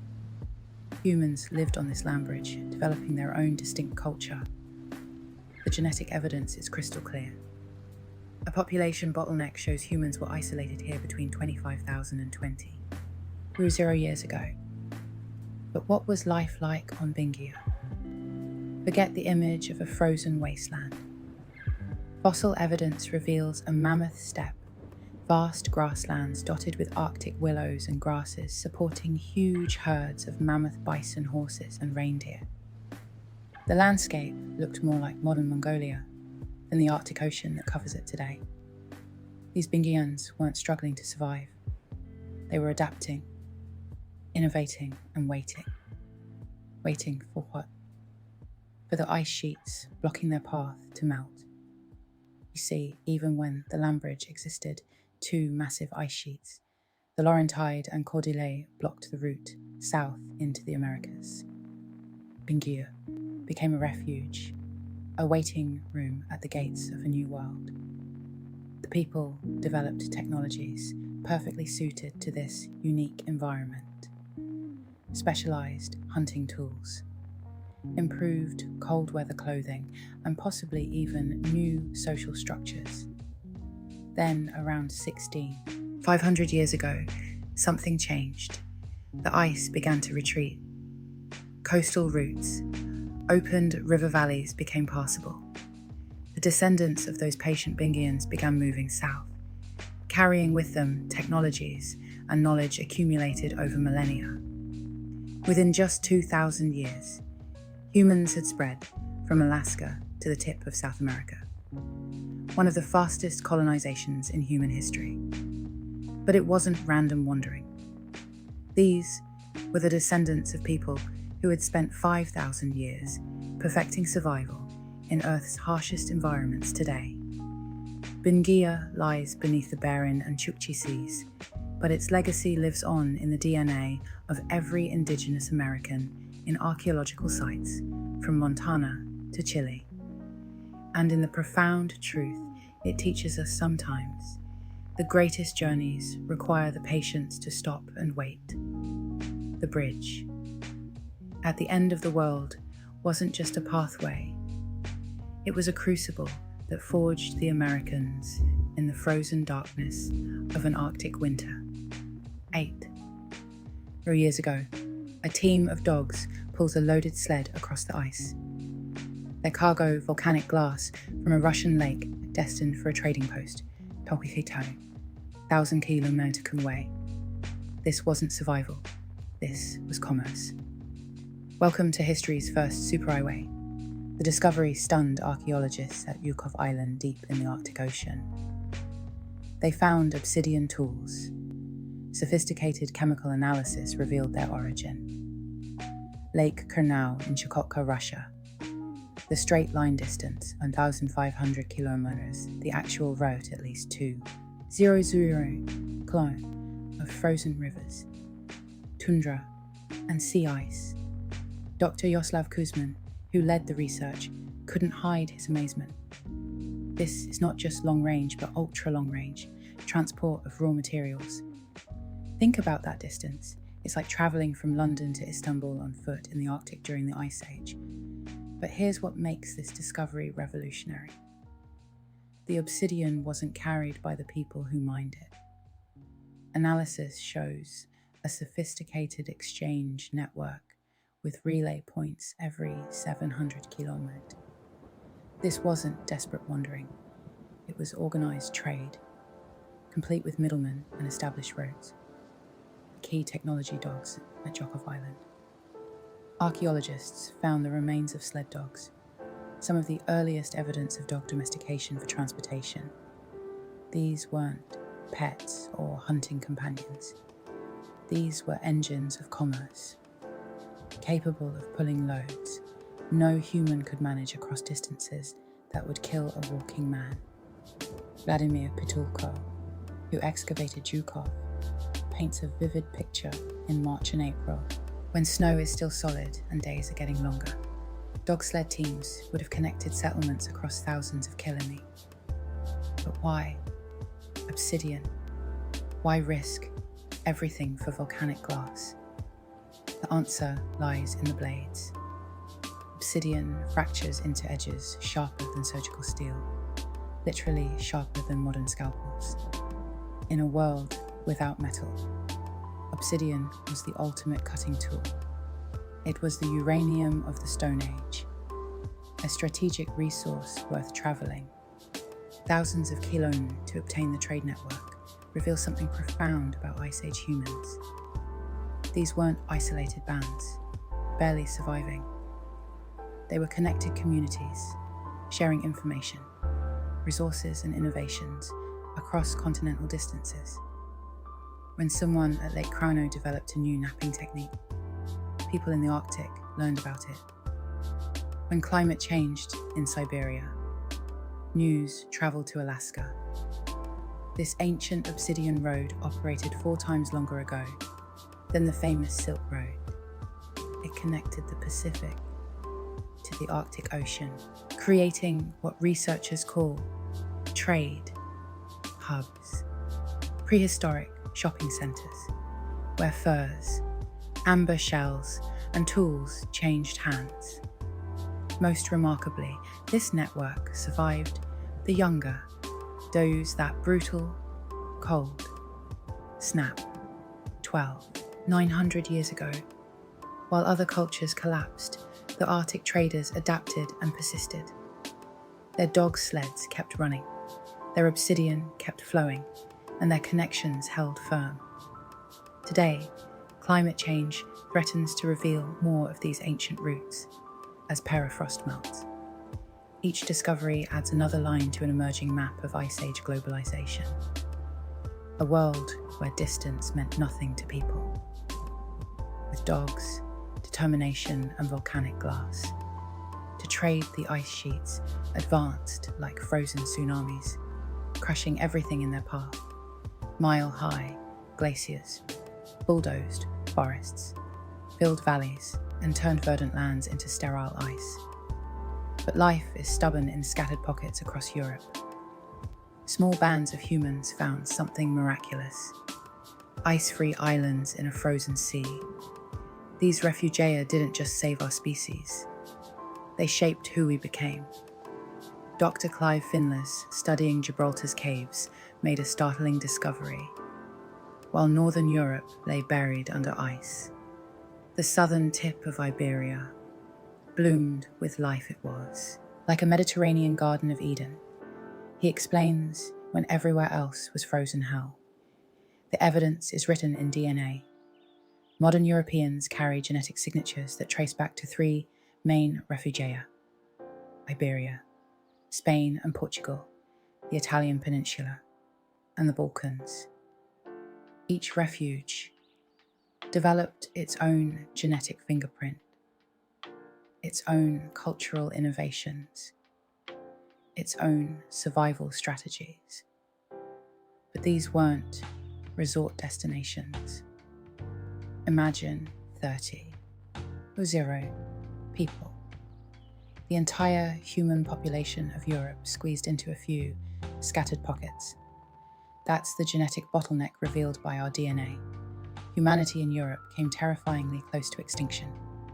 In Iberia's Cantabrian mountains, humans took shelter in caves that became generational homes at El Castillo and Altamira. They didn't just survive, they created some of history's greatest art. The famous cave paintings, They're not random decorations. They're the Netflix of the Ice Age, stories and survival guides painted on stone. Meanwhile, in the Italian refuge, centered around the Po Valley, humans developed different adaptations. Archaeological sites, like Grotta Paglici, show a diet that heavy in small game. Rabbits, birds, and snails. When you can't hunt mammoth, you improvise. These people became specialists in exploiting every available resource, a skill that would prove vital when the ice retreated. The Balkans' refuge, tucked between the Carpathians and the Mediterranean, tells yet another story. At sites like Vindiga Cave in Croatia, we find evidence of the last Neanderthals. This refugium became a melting pot, where our species' last great cousin finally disappeared, but not before interbreeding with modern humans. One final time. Professor Oxala Garcia. Rodriguez's groundbreaking 2024 research revealed something unexpected. These refugia weren't prisons. People moved between them, carrying genes, ideas, and innovations.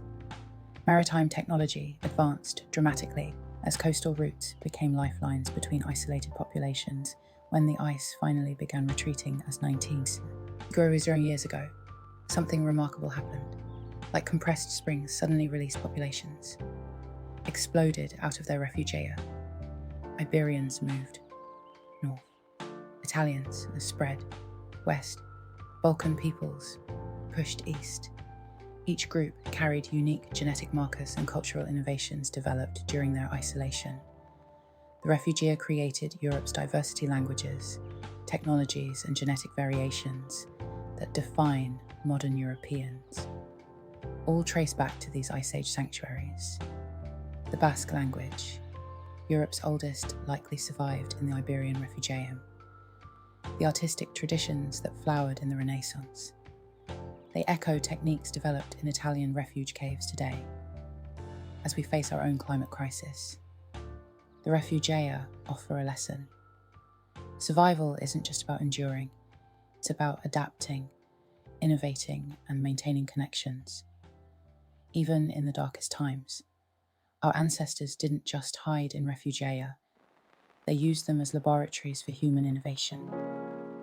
The celebration was premature after thousands of years of bitter cold. The world was finally warming. Forests returned to Europe. Megafauna populations recovered. Humans expanded from their refugia. Then, 12,900 years ago, in less than a decade, winter returned with a vengeance. Scientists call it the Younger Dryas. The humans who lived through it would have called it the end of the world. In Greenland, temperatures plummeted 15 degrees C in just 3 years. 3 years. Imagine your hometown going from Los Angeles weather to Antarctica conditions. Before a child could learn to walk trees that had grown for centuries, died in a single winter lakes that had thawed for generations. Froze solid and stayed that way for 300 years. Dr. Wallace Breer, who first proposed the mechanism, described it as a massive heart attack in Earth's climate system. The patient survived, but barely what caused this apocalypse. The leading theory reads like a disaster movie as ice sheets melted a gigantic freshwater lake. Lake Agassiz, larger than all the modern Great Lakes, combined suddenly drained into the North Atlantic. This freshwater tsunami shut down ocean currents that brought warm water north. The global climate system crashed like a computer hitting a fatal error for humans who had just begun to taste prosperity. The Younger Dryas was catastrophic in North America. The Clovis culture, those master mammoth hunters with their beautiful spear points, vanished from the archaeological record. Not decline, not evolved, vanished. Dr. Vance Haynes, studying Clovis sites, found a stark pattern below the black mat, Younger Dryas layer. Clovis artifacts above it. Nothing. It's like they just disappeared. But here's where the story gets interesting. While North Americans faced extinction, other populations adapted in remarkable ways. In the Levant, modern-day Jordan, Syria, and Israel, something revolutionary happened faced with starvation.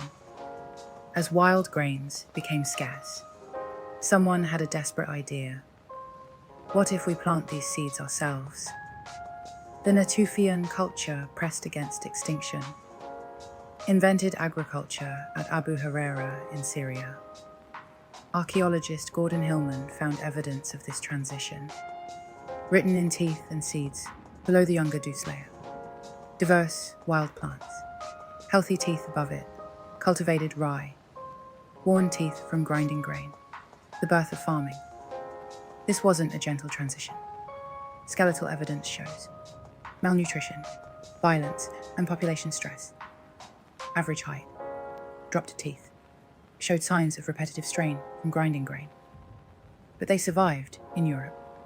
Responses varied dramatically. Some populations crashed. Others, like those in Eastern Europe, actually increased. Dr. Isabel Schmidt's 2025 research revealed a massive population shift eastward, following herds that adapted to the renewed cold. The Younger Dryas also triggered humanity's first documented migrations. Genetic evidence shows populations moving from Central Asia into America, from Africa into Arabia, from everywhere to anywhere that might offer survival. Most remarkably, this catastrophe sparked innovation. The bow and arrow appeared independently on multiple continents. Pottery emerged in Japan.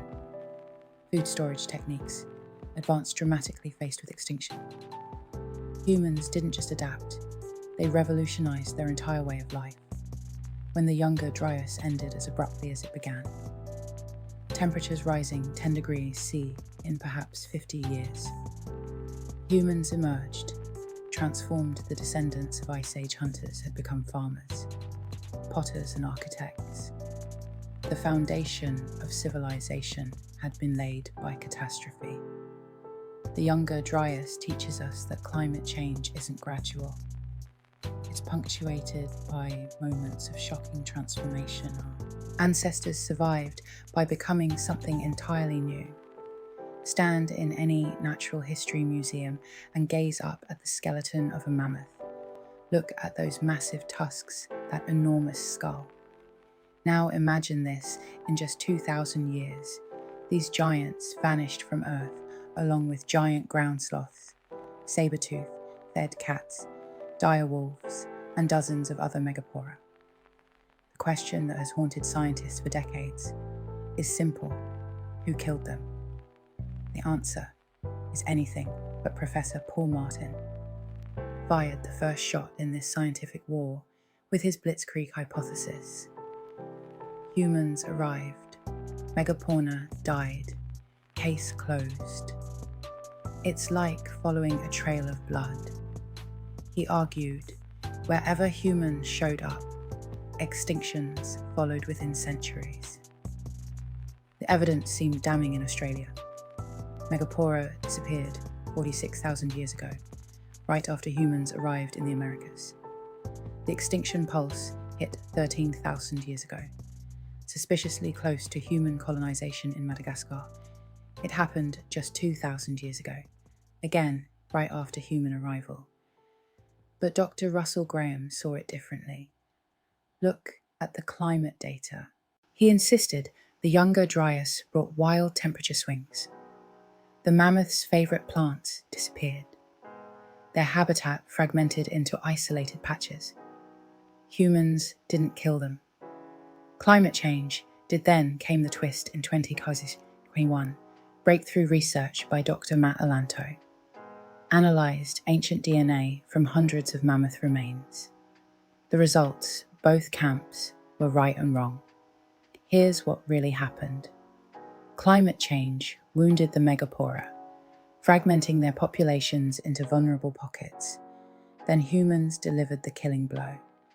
It wasn't murder or natural death, it was assisted extinction. The evidence is written in bones. At Predosti in the Czech Republic, archaeologists found a site with over 1 mammoths. But these weren't random kills. Analysis showed selective hunting, mostly young males. The same pattern modern elephants face from ivory poachers. Humans weren't desperately hunting anything they could catch. They were selective, strategic, and devastating. But mammoths were just the beginning. Giant ground sloths weighing as much as elephants vanished from the Americas.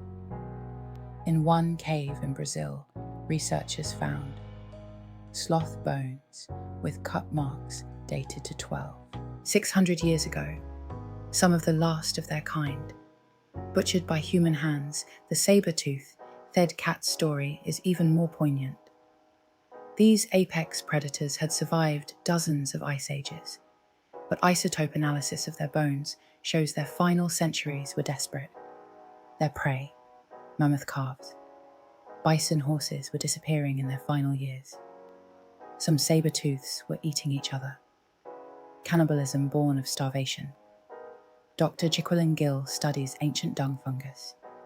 Yes, that's a real job to track megapora populations. Her work revealed something crucial. Large herbivore populations crashed before the climate changed dramatically. The smoking gun isn't temperature, it's the timing. She explains. Megapora started declining when humans showed up. Not when it got cold, but humans weren't mindless killers at Kostani.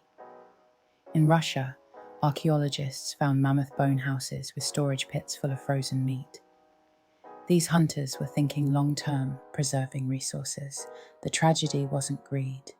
It was that Megapora couldn't reproduce fast enough to sustain even careful hunting. The extinction had profound consequences, with Megafauna gone. Entire ecosystems transformed.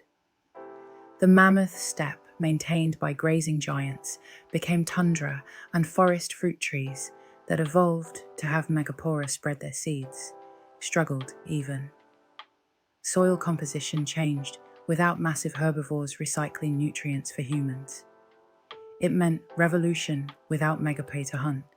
We had to innovate or die. The result, agriculture, animal domestication, and the roots of civilization itself. Today, as we face the sixth mass extinction, the Megapauna's ghost reminds us we've been here before. We are both the asteroid and the survivors. Deep in Lascaux Cave, your headlamp illuminates something that stops you cold. A thundering herd of aurochs charges across the stone ceiling, so vivid you instinctively step back. Horses gallop in perfect anatomical detail. A falling bison pierced by spears tumbles with its legs splayed in a way only someone who'd seen many kills would know to paint. This isn't decoration. It's a survival manual written in pigment and stone for decades. Archaeologists dismissed cave art as hunting magic or primitive religion. Then, Dr. April Noel made a discovery that changed everything. The animals weren't random. They were seasonal field guides. Look at the deer. In Fondome, she explained, pointing to seemingly decorative details. Those aren't artistic flourishes. Those are September antlers. The velvet just shed and the horses their coats show. Specific seasonal patterns. Winter fur, summer coats. Pregnant mares. In spring, the revelation was staggering. These caves weren't churches. They were libraries. At Chauvet Cave, dated to 36 years ago, the sophistication is breathtaking. Lions are shown hunting in coordinated groups, behavior that would be crucial to avoid. Rhinos display territorial markings. Bears are depicted in various seasonal states, from winter, dormancy, to summer aggression. But the real genius lies in the placement. Dr. Jean Clos, studying Paleolithic caves, for decades noticed patterns. Dangerous. Predators are painted in hard-to-reach places, requiring effort to see just like in real life. Where avoiding them required vigilance, prey. Animals cluster in accessible galleries. organized by season and behavior. The techniques themselves encode information. At Altamira, bison are painted using the cave's natural contours. Bulges become muscles, cracks become fur patterns to understand the image. You must understand the cave. And to understand the cave is to understand the landscape, its augmented reality, Stone Age style. Some images are even more complex. The Sorcerer Atafre shows a human-animal hybrid, surrounded by accurate depictions of animal mating behaviors. This wasn't fantasy. It was a teaching tool about animal reproductive cycles, crucial information for predicting herd movements. The abstract symbols haunted researchers for years. Dots, lines, geometric patterns seemed meaningless, until Genevieve van Petzinger cracked part of the code. These symbols, replicated across Europe, were consistent markers, calendar systems, clan signs, direction markers. We're still decoding, but their standardization across thousands of miles suggests information exchange networks were only beginning to understand color itself, carried in meaning. Red ochre found at every major site wasn't just available, it was essential chemical analysis. Shows different ochre sources were specifically selected and transported hundreds of miles. The same red that marks important animals in caves is found in burials, on tools, and in living sites. It was the highlighter pen of the Paleolithic. The acoustic dimension adds another layer at Resonance Cave. In Spain, researchers discovered painted animals concentrated in areas with specific acoustic properties. Red dots mark spots where echoes last longest with these multimedia presentations, combining visual and audio elements. Imagine stories told by firelight with sound effects provided by the cave itself. Most remarkably, this wasn't regional art. It was a continental system. The same techniques, symbols, and seasonal markers appear from Spain to the Urals. Information was flowing across thousands of miles, preserved in pigment. Dr. David Lewis. Williams argues, we're looking at the world's first information technology. These caves stored and transmitted survival, critical data across generations. A child learning these images gained thousands of years of accumulated knowledge. The art of survival wasn't about beauty. It was about encoding intelligence in a form that could outlast any individual, any generation, any catastrophe. The painting survived. The Younger, Dryas, the Megaporna, extinction, and 30,000 years of human history in our age of digital fragility. Perhaps we should ask, will our information last as long as theirs? In Hohlfels, Cave, Germany, archaeologist Nicholas Conrad brushed away 43,000 years of dust to reveal something extraordinary. A flute carved from a griffin vulture's wingbone, so perfectly preserved that when researchers created a replica and played it, the notes rang true. A pentatonic scale that wouldn't sound out of place in modern music. But this wasn't humanity's first instrument. It wasn't even close. The Divjar Babe flute, crafted by Neanderthals. 60. A rojo years ago from a cave bear femur suggests music predates our species, but it's during the Ice Age that music exploded into something revolutionary. A survival technology disguised as entertainment. Dr. Francesco Darro, studying these ancient instruments, made a startling discovery. The bones weren't randomly selected. Swan wing bones, mammoth ivory, cave bear femurs. Each material was chosen for specific acoustic properties. These weren't toys. They were precision instruments at Asterix Cave. In France, archaeologists found a workshop, a literal Ice Age recording studio, over 20 flutes in various stages of completion, along with the tools to make them. But here's the kicker. They were standardized. the finger holes were placed using mathematical ratios that produce consistent scales. Mass production, 35. Those 0 years ago. Why did starving, freezing humans invest precious time crafting flutes? The answer lies in what music does to the human brain. Dr. Danielle Leviton's research shows that music activates more regions of the brain simultaneously than any other activity. It synchronizes, groups, enhances memory, and triggers endorphin release. For Ice Age humans, music wasn't entertainment. It was social glue, memory aid, and antidepressant rolled into one.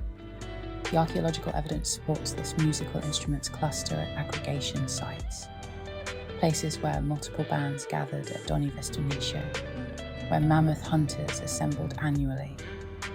Researchers found not just flutes, but drums made from mammoth skulls, rattles from shells, and what appears to be a xylophone made from cave bear bones. But music was more than social lubricant. Dr. Stephen Mithen argues it was proto-language, encoding information in memorable patterns. Consider the challenge: how do you pass down critical survival information? Without writing, you sing it. Ethnographic studies of modern hunter-gatherers reveal song maps, musical journeys that encode navigation information. A melody might represent a river rhythm, changes indicating rapids or safe crossings. The Aboriginal Australian song lines preserve navigation routes, tens of thousands of years old. Ice Age Europeans likely had similar systems. The instruments themselves tell stories. Bone flutes required months of preparation. First selecting the right bone. Swan radius bones were preferred for their natural acoustic chambers. Then careful extraction without damaging the bone cleaning, drying and aging. Finally, the delicate process of boring finger holes, where one wrong move meant starting over. This investment of time only makes sense if music was essential. And it was at Grisson-Clostella Cave. Musical instruments are found in the same layers as the earliest figurative art and symbolic ornaments. Music, art, and symbolism emerged together. The package deal of behavioral modernity. The rhythms themselves may be preserved in the art. Dr. Robert Till studied the acoustic properties of painted caves and found something remarkable. Handprints and dots in caves often correspond to acoustic sweet spots. Were these rhythm notations? Sheet music on stone. Most intriguingly, musical traditions show regional variations. German flutes differ from French ones in subtle but consistent ways, like dialects in language. Musical traditions developed regional flavors while maintaining underlying unity. This suggests music served as both unifier and identifier, marking your group, while allowing communication with others. The bone flutes also reveal trade networks. At Hohlefels, one flute is made from a vulture species that didn't live locally. Someone carried that bone hundreds of miles, suggesting travelling musicians or traded instruments in the flickering firelight of an Ice Age night. Music would have transformed mere survival into something worth surviving, for it turned collections of individuals into communities, random sounds into shared meaning, and brutal existence into human experience. When we play these ancient flutes, today, we're not just hearing notes, we're hearing the birth of human culture itself, preserved in bone and breath across 40,000 years of silence in Hohlefels Cave. Germany archaeologist Nicholas Conrad brushed away 43,000 years of dust to reveal something extraordinary. A flute carved from a griffon vulture's wing bone so perfectly preserved that when researchers created a replica and played it, the notes rang true. A pentatonic scale that wouldn't sound out of place in modern music. But this wasn't humanity's first instrument. It wasn't even close. the divjab, pave, flute crafted by Neanderthals. 60,000 years ago, from a cave. Bear fur suggests music predates our species, but it's during the Ice Age that music exploded into something revolutionary. A survival technology disguised as entertainment. Dr. Francesco Darro, studying these ancient instruments, made a startling discovery. The bones weren't randomly selected. Swan wing, bones, mammoth, ivory cave bear femurs. Each material was chosen for specific acoustic properties. These weren't toys. They were precision instruments at a Stuart's cave in France. Archaeologists found a workshop, a literal Ice Age recording studio, over 20 flutes in various stages of completion, along with the tools to make them. But here's the kicker. They were standardized. The finger holes were placed using mathematical ratios that produce consistent scales. Mass production. 35,000 years ago. Why did starving, freezing humans invest precious time crafting flutes? The answer lies in what music does to the human brain. Dr. Daniel Leviton's research shows that music activates more regions of the brain simultaneously than any other activity. It synchronizes, groups, enhances memory, and triggers endorphin release for Ice Age. Humans. Music wasn't entertainment. It was social glue, memory aid, and antidepressant rolled into one. The archaeological evidence supports this musical instruments cluster at aggregation sites, places where multiple bands gathered at Doni Vistonicu, where mammoth hunters assembled annually. Researchers found not just flutes, but drums made from mammoth skulls, rattles from shells, and what appears to be a xylophone made from cave bear bones.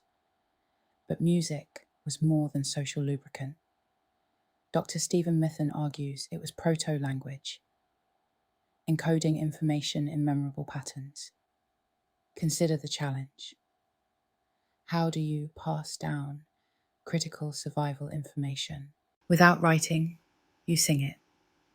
Ethnographic studies of modern hunter-gatherers reveal song maps, musical journeys that encode navigation information. A melody might represent a river rhythm, changes indicating rapids or safe crossings. The Aboriginal Australian song lines preserve navigation routes, tens of thousands of years old. Ice Age Europeans likely had similar systems. The instruments themselves tell stories. Bone flutes required months of preparation. First selecting the right bone. Swan radius bones were preferred for their natural acoustic chambers. Then careful extraction without damaging the bone, cleaning, drying, and aging. Finally, the delicate process of boring finger holes, where one wrong move meant starting over. This investment of time only makes sense if music was essential, and it was at Gaisung Clusterella Cave. Musical instruments are found in the same layers as the earliest figurative art and symbolic ornaments. Music, art, and symbolism emerged together. The package deal of behavioral modernity. The rhythms themselves may be preserved in the art. Dr. Rert Till studied the acoustic properties of painted caves and found something remarkable. Handprints and dots in caves often correspond to acoustic sweet spots with these rhythm notation. Sheet music on stone. Most intriguingly, the musical traditions show regional variations. German flutes differ from French ones in subtle but consistent ways, like dialects in language. Musical traditions developed regional flavors while maintaining underlying unity. This suggests music served as both unifier and identifier, marking your group, while allowing communication with others. The bone flutes also reveal trade networks. At Hohlefels, one flute is made from a vulture species that didn't live locally. Someone carried that bone hundreds of miles. suggesting travelling musicians or traded instruments in the flickering firelight of an Ice Age night music, would have transformed mere survival into something worth surviving. For it turned collections of individuals into communities, random sounds into shared meaning, and brutal existence into human experience. When we play these ancient flutes today, we're not just hearing notes, we're hearing the birth of human culture itself, preserved in bone and breath across 40,000 years of silence. Dr. Amanda Henry spreads the data across her desk, 2 sets of ancient teeth, 2 different stories. The first set, 40,000-year-old hunter-gatherer teeth, worn but cavity-free, telling tales of a diet that would make modern nutritionists weep with envy. The second set, 10, year-old agricultural teeth, riddled with cavities, showing signs of malnutrition progress. It seems came with a price. We think of evolution as improvement. Henry explains, examining isotope data from prehistoric bones, but the Ice Age body was a Ferrari. We've turned it into a minivan. Practical, but not what it was designed to be. The numbers are stark. Hunter-gatherers experience cavities in only 1 to 5% of their teeth. Post-agricultural populations, 10 to 85%. Ice Age humans stood taller, men averaging 5 talcais, 10 in women, 5.5. In after-agriculture, men dropped to 1, 7 in women to 5.2. In it took humanity 0 years to regain our Ice Age height, but physical changes were just the beginning. Dr. Herman Poner's research on metabolism reveals something shocking, despite their active lifestyle. Hunter-gatherers burned roughly the same calories as sedentary office workers today. Their bodies had achieved perfect efficiency, extracting maximum energy from minimum input. The Ice Age body was calibrated for scarcity. Poner notes, now we've surrounded it with abundance. It's like putting rocket fuel in a Prius. The psychological changes run deeper. Dr. Sebastian Junger, studying modern hunter-gatherer societies, identified what we've lost: constant physical contact, sleeping in groups, everyone knowing everyone. The Ice Age band was a 24/7 support group. Modern depression and anxiety, possibly the price of independence, our sleep patterns transformed. 2. Dr. Jerome Siegel studied hunter-gatherer sleep and found they slept less than we do, about 5 hours, but with crucial differences. They woke once during the night, every night for about an hour. This wasn't insomnia. It was normal. A time for conversation, intimacy and stargazing, modern straight-through sleep, an industrial invention. The social changes were seismic in a 30-person band. You knew everyone intimately. Conflict, resolution was immediate. And face-to-face, compare that to our anonymous cities, where you can live next to someone for years without knowing their name. Dr. Robin Dunar's research shows our brains are still wired for 150 meaningful relationships. The Dunbar number about the size of several related Ice Age bands. We gained civilization, but lost community. We gained variety, but lost nutrition. We gained comfort, but lost resilience. Yet the gains were real. Life expectancy doubled, child mortality plummeted, knowledge accumulated rather than dying, with individuals. Art, music, and literature flourished beyond Ice Age imagination. We traded quality for quantity, and the species thrived. Dr. Daniel Lieberman calls modern humans mismatched stone, age bodies in a space-age world. Our cravings for fat and sugar perfectly adaptive. When such foods were rare, now kill us in abundance. Our stress response, designed for short-term physical threats, destroys our health when triggered by traffic jams and work deadlines. But we've also gained something profound: choice. Ice Age humans were shaped entirely by environment. We can shape ourselves, Modern medicine compensates for agricultural nutrition deficits, no. Exercise mimics hunter-gatherer activity. Meditation replaces fireside contemplation. Most intriguingly, we're rediscovering its Ice Age wisdom, paleo, diet, intermittent fasting, barefoot, running sleeping with children, all attempts to reconcile our ancient bodies with modern life community gardens, recreate gathering CrossFit mimics, hunting's varied movements. Forest bathing satisfies our need for nature. The ultimate irony in trying to escape the harshness of Ice Age life. We've created new challenges our ancestors never faced: obesity, diabetes, depression, isolation, diseases of abundance and comfort as we face climate change, resource depletion, and social fragmentation. Perhaps the Ice Age's greatest gift isn't what we gained or lost, but what we learned. Humans are infinitely adaptable. We survived the ice. We'll survive the heat. The question isn't whether we'll adapt, but what we'll become in the process. The skeleton tells a different story than expected. Buried 28,000 years ago at Sungir in Russia. The young man should have been a testament to Ice Age hardship. Instead, he's covered in mammoth ivory beads. Of them each, bead took an hour to make. That's 3 years of labor adorning one person. This wasn't survival. This was wealth beyond imagination. Dr. Randall White has spent decades studying Ice Age burials, and his conclusion is revolutionary. We've been thinking about it all wrong. These weren't desperate people, barely clinging to life. They had surplus time, surplus resources, and complex societies. The evidence is overwhelming. Adoni Vestinici, archaeologists, found a triple burial. 3 teenagers, laid to rest. 31. Over years ago, the central figure, likely suffering from a congenital disease, was sprinkled with red ochre and surrounded by pierced fox teeth and ivory pendants.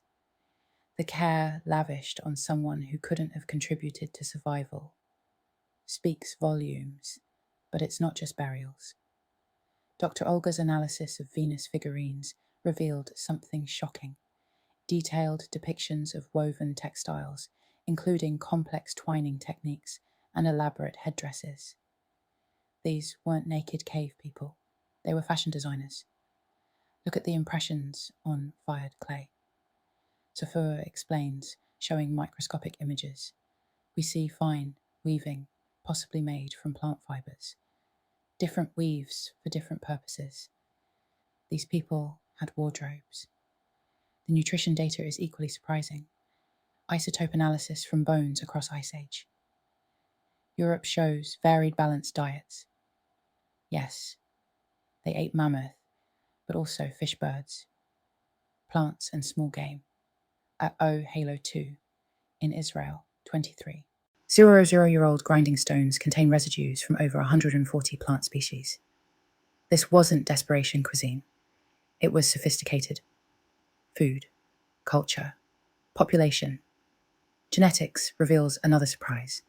Dr. S.K. Willis-Vee's ancient DNA studies show Ice Age Europeans maintained stable, even-growing populations through the last glacial maximum, while specific regions experience bottlenecks.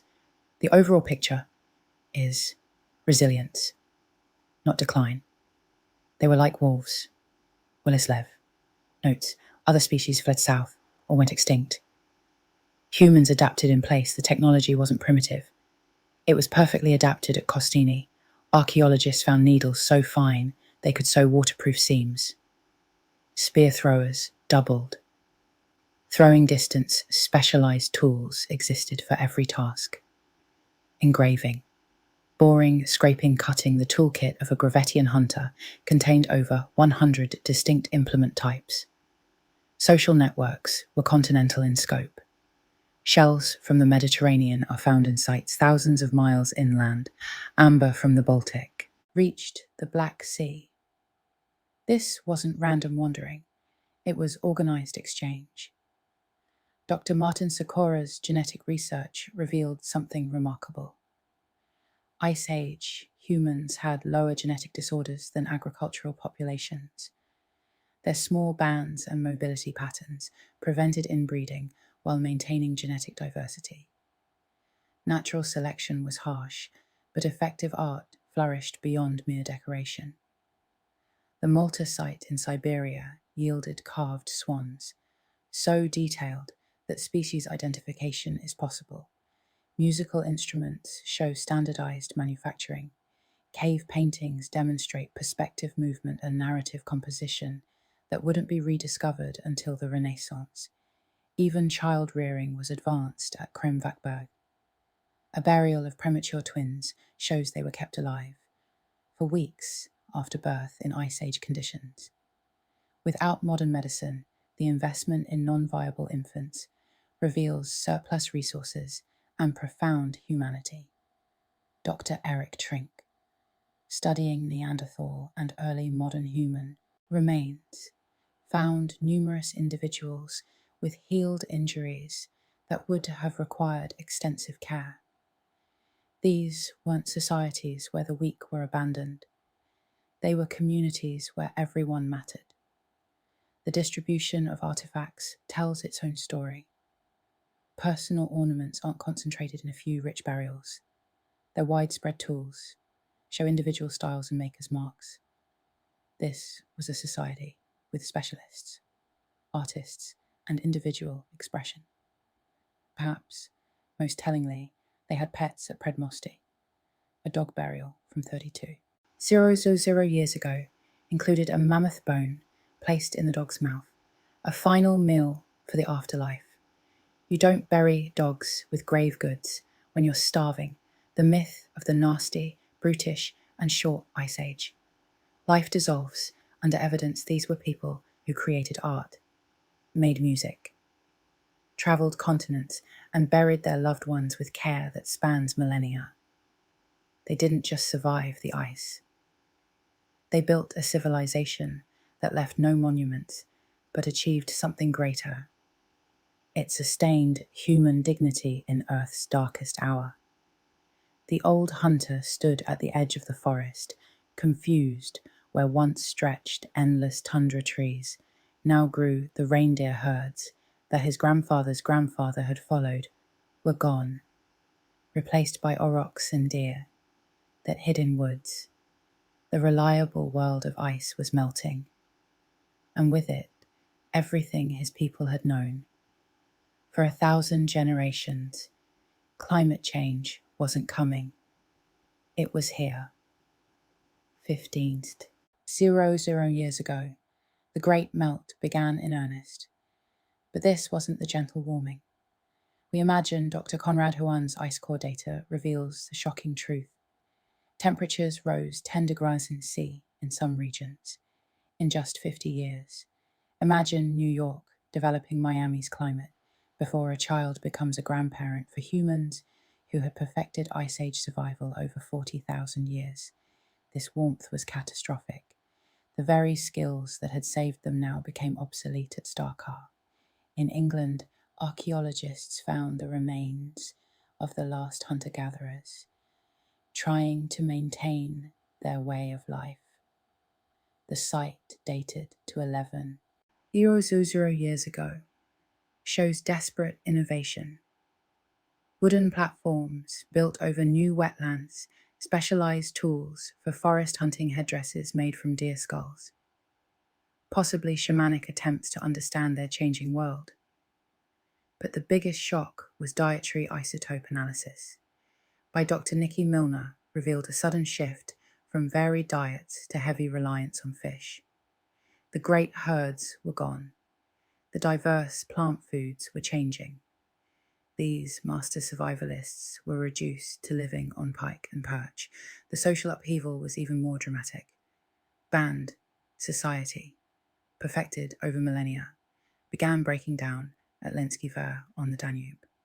We see something new: permanent settlements, houses with foundations, cemeteries with hierarchical burials. The egalitarian world of the Ice Age was stratifying. Dr. Brian Hayden calls it the original affluent societies, end hunter-gatherers, had worked perhaps 20 hours a week. Early, farmers worked 40 to 60 hours. Health declined. Violence increased, but population exploded. Why did they do it? Why trade health and freedom for backbreaking agricultural labour? The answer lies in demographic trap theory. As climate warmed populations grew, territories that once supported a band now held 3. The old solution, vision and movement, no longer worked. Every territory was occupied for the first time in human history. There was nowhere else to go. At Göbektepe in Turkey, we see humanity's response to this crisis. Massive stone circles carved with dying Ice Age animals built by hunter-gatherers 11,500 years ago. Dr. Klaus Schmidt, who excavated the site, called it the last stand of the hunter-gatherers. These weren't temples to gods. They were monuments to a dying way of life. The transition wasn't voluntary. Genetic evidence shows most European hunter-gatherers didn't become farmers. They were replaced by them when agricultural populations arrived from the Near East.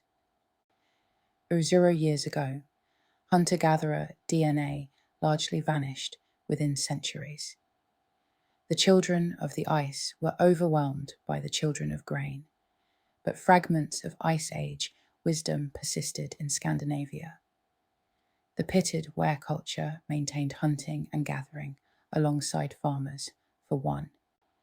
Gojo years, they traded seal oil for grain, amber for pottery. 2 worlds coexisting until farming's demographic advantage inevitably won. The psychological impact was profound. Art changed from naturalistic animals to abstract symbols. Music shifted from portable instruments to fixed installations.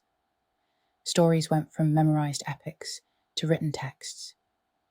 The direct, intimate world of the band became the abstract, hierarchical world of civilization. Yet something was gained in this loss. Writing preserved knowledge. Agriculture supported specialists. Cities enabled innovation. The warmth that ended the Ice Age. Way of life also enabled everything we call civilization. As we face our own climate crisis, the lesson is clear.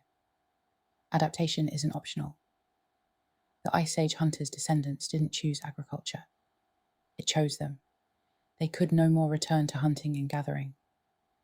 Then we can return to agriculture forward. It is the only direction. But perhaps we can learn from both worlds. The Ice Age taught us cooperation, resilience, and sustainability. The Warm Age taught us innovation, accumulation, and growth. Our challenge is synthesis, combining Ice Age wisdom with modern capability. The ice melted, and with it a world. But from that, meltwater grew everything we are. The question now is, as our world melts again, what will grow from